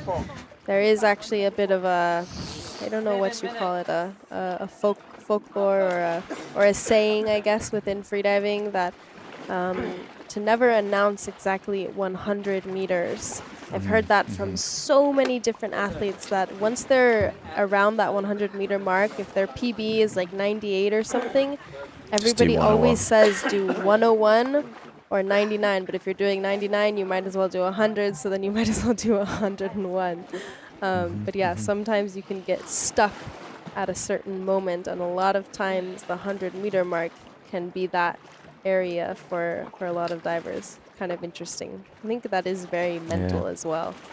I think a good approach as well is if you are getting to that zone, like you're getting close to the 100, is that you build through it, right? So like you're not like going, like doing loads of time at 98 or 99 or whatever. It's like you just go 92, 95, 98, 101. And you just like go through it and get a good rhythm and whatever. Yes. Easy to sit here and say that though, of course. Haven't done it. So yeah, I have never been close to 100 meters in my life, so not even in my mental game yet, but maybe someday, I don't know. I think that would scare my parents a little bit too much. Yeah, my actually on that point, my family recently watched the documentary The Deepest Breath on Netflix, and my mom messaged me and she goes, "Wait, this is what you do?" And I was like, not quite, but yeah, pretty much. She was like, not sure about this. Yeah. Okay, guys, we're going to head on over to the beach for another interview with Fatima, our new world record holder. Oh, yeah, congratulations. when you have one more dive, what are you going to have? Oh, hi, we're back. Never mind our little off-camera conversations. It's Francesca here at Dean's Blue Hole with the beautiful, the strong, the world record setting Fatima Korok of Hungary. Congratulations, world record, 102 meters in free immersion. A pretty long dive time, 3:47. I was so excited before I told Davide his dive time was 3:47. So how did it feel? Tell us how it felt. It felt like I'm really enjoying the dive and I was in control. Actually, my dive was 5 seconds faster than I expected. Hooray! So I'm proud of myself. I know my times are a little bit seems long, but this is how I dive. It's my style. So it's also good for the cinematic, way that I'm really slowing down and everyone is wondering oh my God, she's so slow, she's gonna make it. But I'm 100% in control. I do feel if I'm getting hypoxic, but at the surface I'm there, and I had my coach Pedro today, which was very helpful. So I did the protocol, and I'm super happy I did the dive. Is there anyone back home you would like to say hello to, sponsors you want to thank? Definitely, yeah. My main sponsor is the Econoserve. That they have been my main sponsor for the past 1.5 years now, and I'm so thankful for them. So köszönöm szépen az Econoserve Kft-nek, akik a főszponzoraim, és mellettem vannak most már lassan 2 éve. Nélkülük nem juthattam volna el idáig, hogy a második Vertical Blue versenyemen sikerült a világrekordomat megdönteni. Az első világrekordomat, reméljük, hogy nem az utolsót, és nagyon szeretném megköszönni a családomnak, természetesen anya, apa, megcsináltam, a testvéreimnek, mindenkinek, és mindenki másnak, aki drukkol nekem, nagyon szépen köszönöm, és ez egy óriási dolog nekem, mindjárt elsírom magam.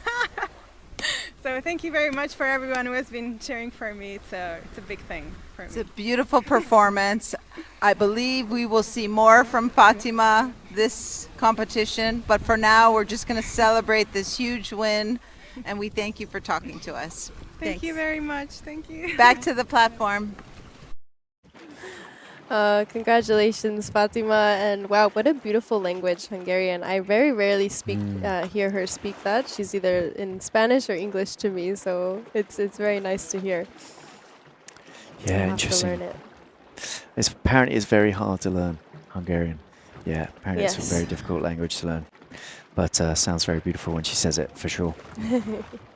It does. Huge congrats to her. Another world record, or her first world record. First world record. Yeah, last year she did have an attempt, and I believe it was to 101 meters last year was her attempt. May have been at 102. I'll have to double check on that. But unfortunately, she did not have the tag due to a little narcosis episode. Ah, that's right, on the bottom plate. Yeah, I remember Yes. watching that. Well, stoked that she Yes, got it this time. Hopefully she'll break it again. Add to my tally so I can win this Yes. 20 pesos off you. I know. Yes, I'm sure she'll celebrate with some banana bread or something. Fatima is so funny. Oh my goodness, she has been the official scout for bananas here on Long Island.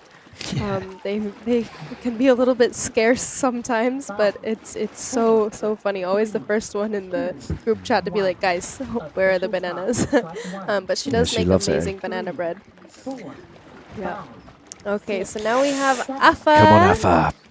Let's go, Afa. Let's go. Also Afa. sporting his lazy fish fins. Yes. Much larger amplitude kicks than his coach, Hanako. Yes, let's go, Afa. There's Dan.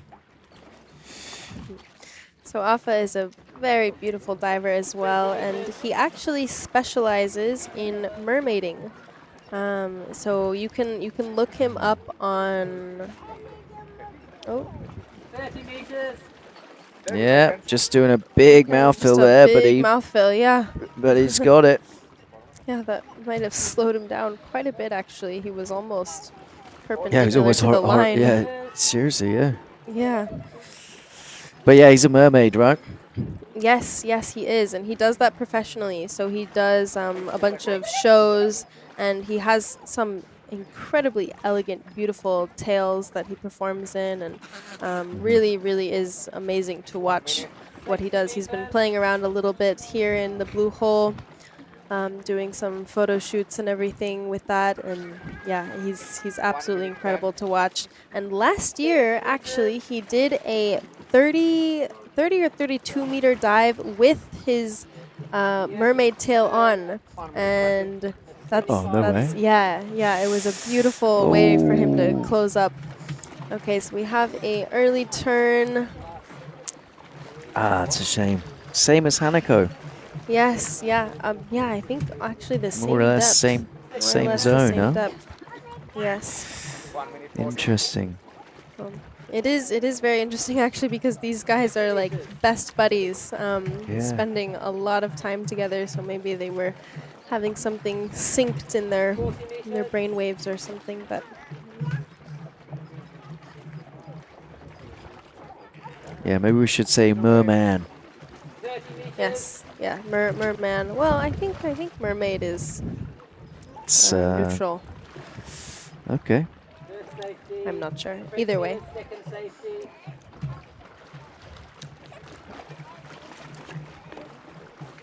Yeah, solid dive. He's got good technique, hasn't he? He's not slow either. Yeah. See the top of Kathleen's shirt here, like rippling with the water. It gives you an idea of the speed that they're going, you know. He removed his nose clip about 6 meters below the surface. And just doing the signal, said a good okay, I'm okay. Yeah, that's fine. Fine, isn't it? He'll get a yellow card for that early yeah. turn. Yeah, so we'll still get Hopefully some points something on the will be board for this. Yeah, probably just something with some EQ. Yeah, it's been affecting quite a few of the divers, hasn't it? Yeah, well done. Good job, Afa. But yeah, you guys can check him out on Instagram as well. He also has a personal website. 75. 89.5. Yeah, his Instagram's got loads of cool stuff of him doing his mermaid things in the aquarium, right? Really cool. Yes, yes, yes. And a lot of his photos are actually shot by some of the athletes here, their cameras. So everybody's kind of sharing their creative flow. Yeah, it looks just EQ, wasn't it? Yep. Yeah, an abrupt stop. So for me, that's just throwing up the heart. Yeah. Good to see the divers having fun with their dives at least. Very nice. All right, so who's coming up next? We've got 2 more divers for the second session, which is the final session of the day, right? Yes, it is. Yes, yes. So we have Tetsuo coming up next, representing Japan, and then our final diver will be Roberto Guzman. Nice. The Mexican. Yes. There he is. Good. Yeah, Tetsuo's going to dial it back a little bit, I think, and have a go at his constant weight. He's been having a little bit of trouble on his surface protocol, and maybe he's just find that edge. He's getting close to his sort of hypoxic limit, so he's been a little bit more conservative today. I hope it pays off for him. Yes, yes, me too. And Tetsuo has a sponsor of Salvimar. You can see the flashy wetsuit he's wearing. Yeah, nice wetsuit.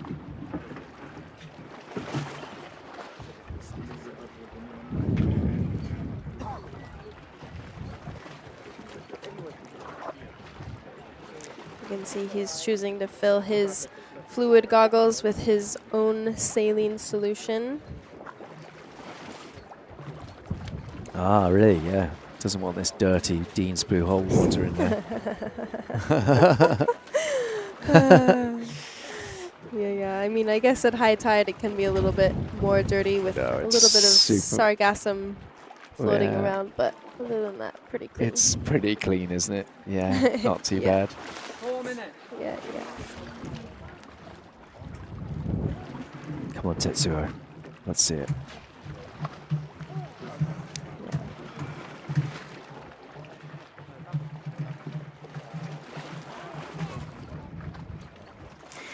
Yeah, and as always, guys, I always kind of like to mention, do what you can for the Earth.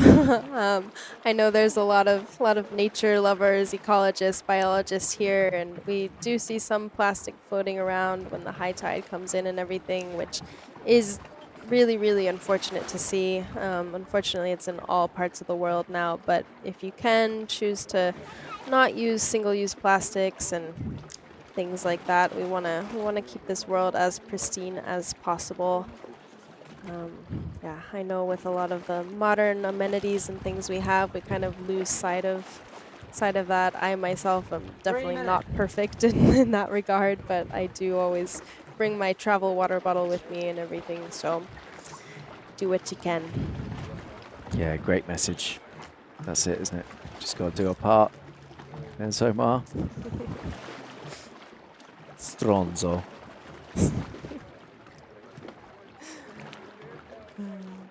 Playing around in the water.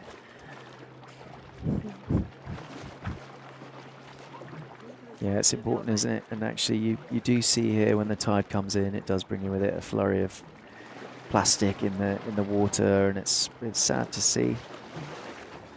But yeah, just got to try your best, haven't you? Yes, yes.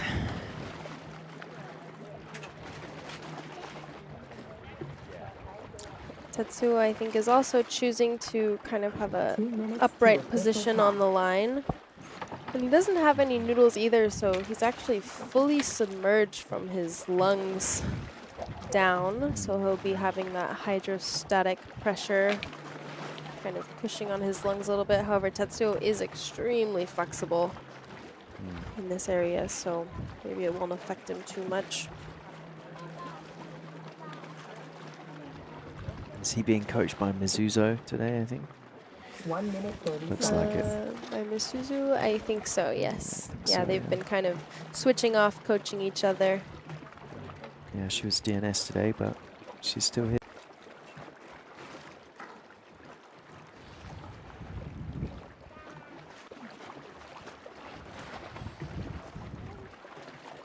seconds. Come on, Tetsuo. That's funny, we have a comment saying it should be called vertical black. And honestly, at low tide, it's like definitely vertical blue, super beautiful, stunning, stunning Gorgeous. Visibility. So hopefully we'll be seeing some of that in the following days. But there is also another competition called Vertical Green, which is based in LA, which started, I think, was it last year or 2 years ago that they had their first competition? But one of the medics here is a pretty big part of that, Bizu. And some of the university students that have been working with Bizu were affiliated with that competition. Japan, constant weight, 89 meters, 3 minutes and 5 seconds. Okay, I love Tetsuo's technique. Yeah, he's beautiful to watch. 20 meters. Lovely undulation. Yes, he's a very small frame guy too, so he's able to cut through the water pretty well. 30 seconds. EQ never his problem. He's always hit his mark, hasn't he? So don't want to jinx it now. Touch wood. Yes, but, yes. 40 seconds. Yeah. Yeah, having a pretty speedy free fall, looking really nice and relaxed. 50 seconds. Yeah, hopefully he can just stick the landing. Yes. Looking good. Good speed. 1 minute.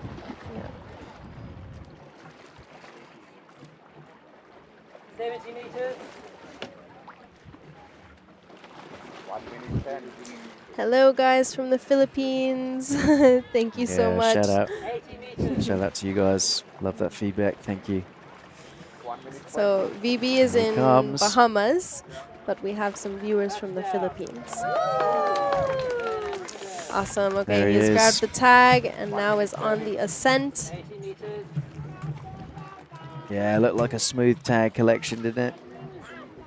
It did, yeah. Very grab, one and done. Making it simple. Getting a good rock on his feet there. 1 minute 50. 60 meters. Yeah, you can see he uses a little bit more effort for the front kick, so his body is actually canted a little bit away from the line. So this angle is kind of a compensation for the technique he's using to kick. Yeah. Yeah. Kind of evening it out. Having a very strong arrow. You can see that shoulder flexibility. His arms are staying completely straight, just his head bobbing a little bit. Come on, Tetsuo. Good speed on the way up. It's not making Omar work too hard, which is good. Yeah, the safeties have been having a lot of effort for a lot of the constant weight athletes today. Good question about the general benefits of freediving. Let's check. Oh, okay. Oh, Tetsuo's just dipped there, I think. Yes. I think he may have just dipped at the start there. Yep, so he missed a little bit the grab on the line and then just unfortunately dipped his face under the water, or his lips. So let's see here. Maybe we're getting a white card. There he is. Yes! Fantastic! Well done, Tetsuo. So I'm wondering if they're ruling that as like a splash or something. Yeah, maybe he didn't dip below the surface. Yeah, maybe just the might have chin. kept the top. If the top lip is above, then it's all good. Yes, so, then it still counts. Perhaps So yeah, it was Yeah, clean. yeah. Because he got the protocol right after that, didn't he? He nailed Yes, it. yes, So he there did, it yeah. is. Fantastic. Yeah, Super good. Well done, Tetsuo. Awesome. Congratulations. White card for Tetsuo. That'll definitely build up some confidence for him. Yeah, exactly. Hope you can build on that now. So yeah, back to that question. General benefits of freediving. Well, I think it's just a very healthy thing to do, isn't it? It's good. It's active. You get control of your breath, which also there's a big carryover into mental health with controlling your breathing and doing static breath holds, and I think that's a really big part of it. And then of course, you know, you look at these guys and they're all in good shape, right? And they have to be able to be that flexible and have good mobility and you know, eat right. I think it's all good stuff, isn't it? So Yes, Yeah. have a life balance, and yeah, exactly like you said, freediving literally is a therapy. I mean, I think a lot of medical doctors maybe wouldn't necessarily agree with that statement, but if you go down to the core basics of it, you are using something that we naturally have, the mammalian dive reflex, and our ability to hold our breath and everything is a way to calm yourself down.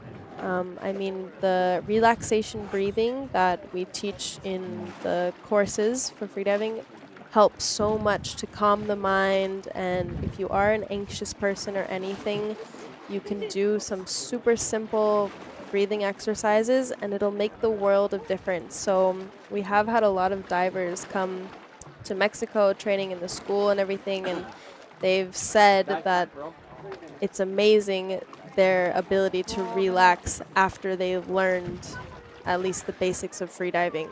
A lot of people that like work in corporate industries or accounting or law or whatever it is, like if you do a little bit of freediving, I guarantee it'll make the world of difference for your tranquility. yeah, and there's something about learning to relax in a stressful situation, like holding your breath underwater is unnatural at first. even though your body's got all these designs for it. And I think teaches you a bit of like pausing when there's a stimulus to you. You know, you can increase that gap between a stimulus and having a reaction. And that's really good for your mental health as well. So yeah, do it. Take a course. Come to Dominica, do it with me. Yep. Come to Mexico and do it with me. Either way. We'll do a reunion at some point somewhere in the world. You can take it with both of us. Yeah. We can do some freediving retreats or something. That's it. Now we're thinking.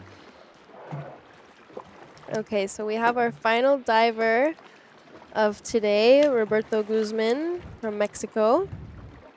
He will be showing us a free immersion dive to 86 meters.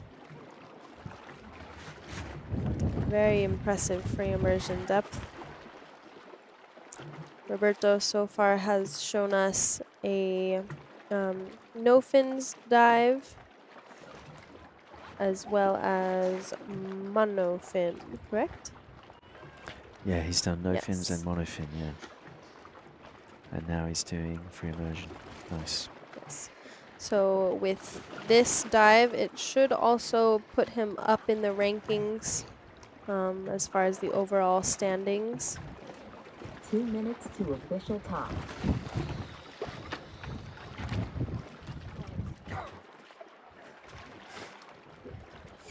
Thank you guys for the comments on our commentary. It is quite fun job. Yeah, we got the best seats in the house as well. It's great. Yeah, aquatic ape theory. Someone's talked about that in the comments. I actually wrote a paper on that for my instructor course, and it is pretty interesting. It's a good little theory, 1 minute 30 seconds. Evolutionary theory. How we went from hairy monkeys to smooth-skinned human beings that we are now. So yeah, it's cool.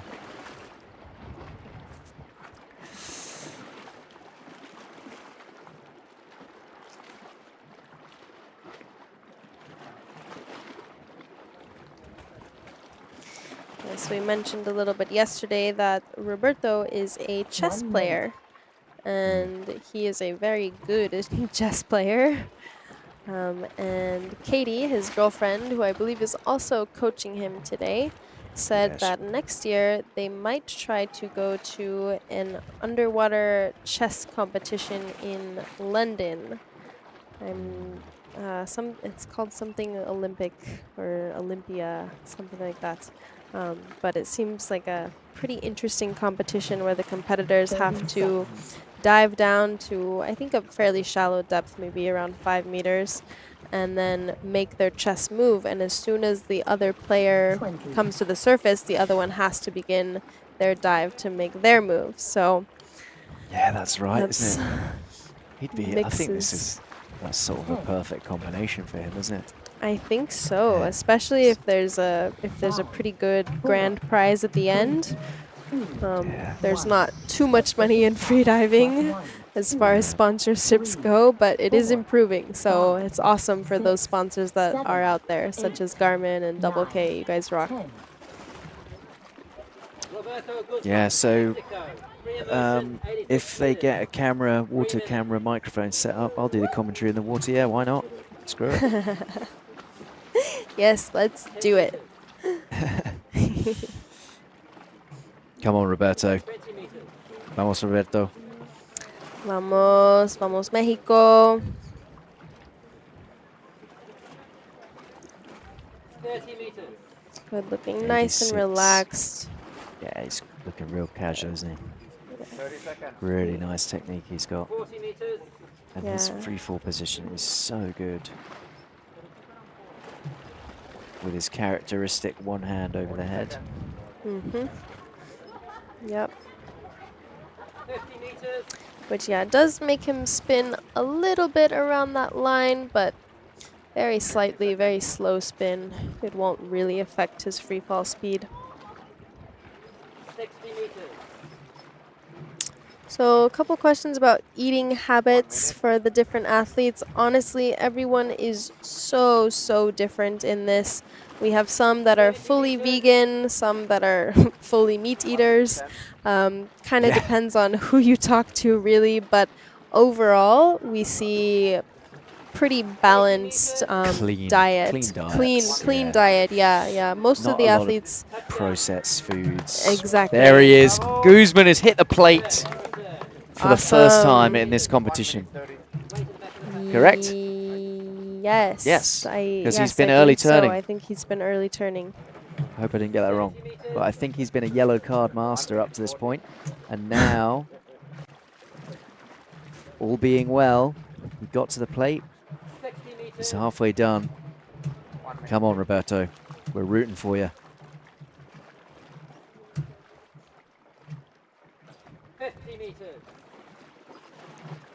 The competition next year will probably be around the same time, but the dates have not been released yet. 40 meters. But it would be in July again.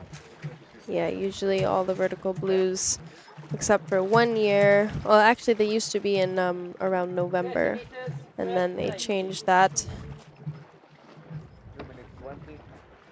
He's with the first safety.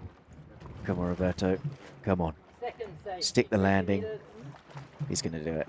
He's got a beast of a Yeah, breath I on this think guy. he's looking pretty good. Yeah, the EQ came good today, so let's see it. Don't worry, there's going to be more dives tomorrow, guys. I know it's good. Yes. But So we've this got is actually 4 more days. Roberto's 4th He's up, dive he's up. of the competition, because he was able to do a repeat dive due to a protest on the first day. Yes, Roberto. Super good, super strong. See. Yeah, come on. Tense moment.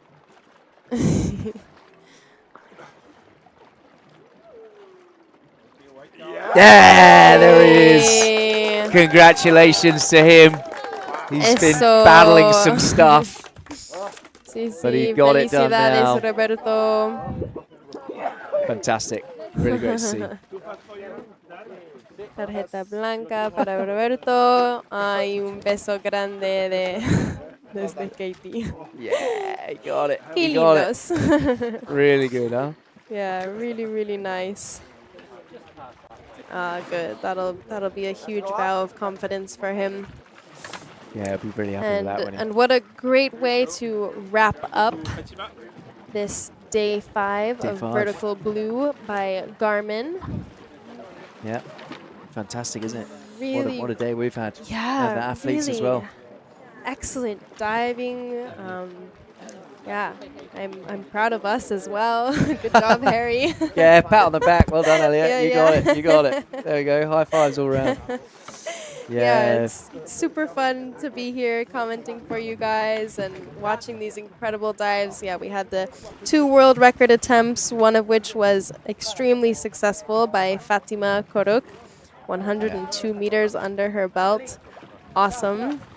So, yeah, and tomorrow we have one more day in this act, and then we'll have another rest day, and then we'll be in the final 3rd act of Vertical Blue, guys. So the action is getting real, and yeah, we can't wait to see what's coming up. And you are very close to our bet we've had on the world record numbers. I said 6, you said 7, but I think we honestly should have said more. But well, you know who said 8? Mr. Trubridge. Oh, okay. I'd hate to lose the bet to him, but Yeah. it might happen. But also, Yeah, it would be awesome. So that's Yes. cool. But yeah, guys, Alright. thank you so much as well for tuning in. You guys have been great, and it's all about like the questions that you give us. It makes it so much more interesting and exciting. So thank you to you guys as well. Yes, give us a and shout on Instagram if you want. Follow, whatever. Yeah. Ask us any questions, all of that. We'll That's catch it. you soon.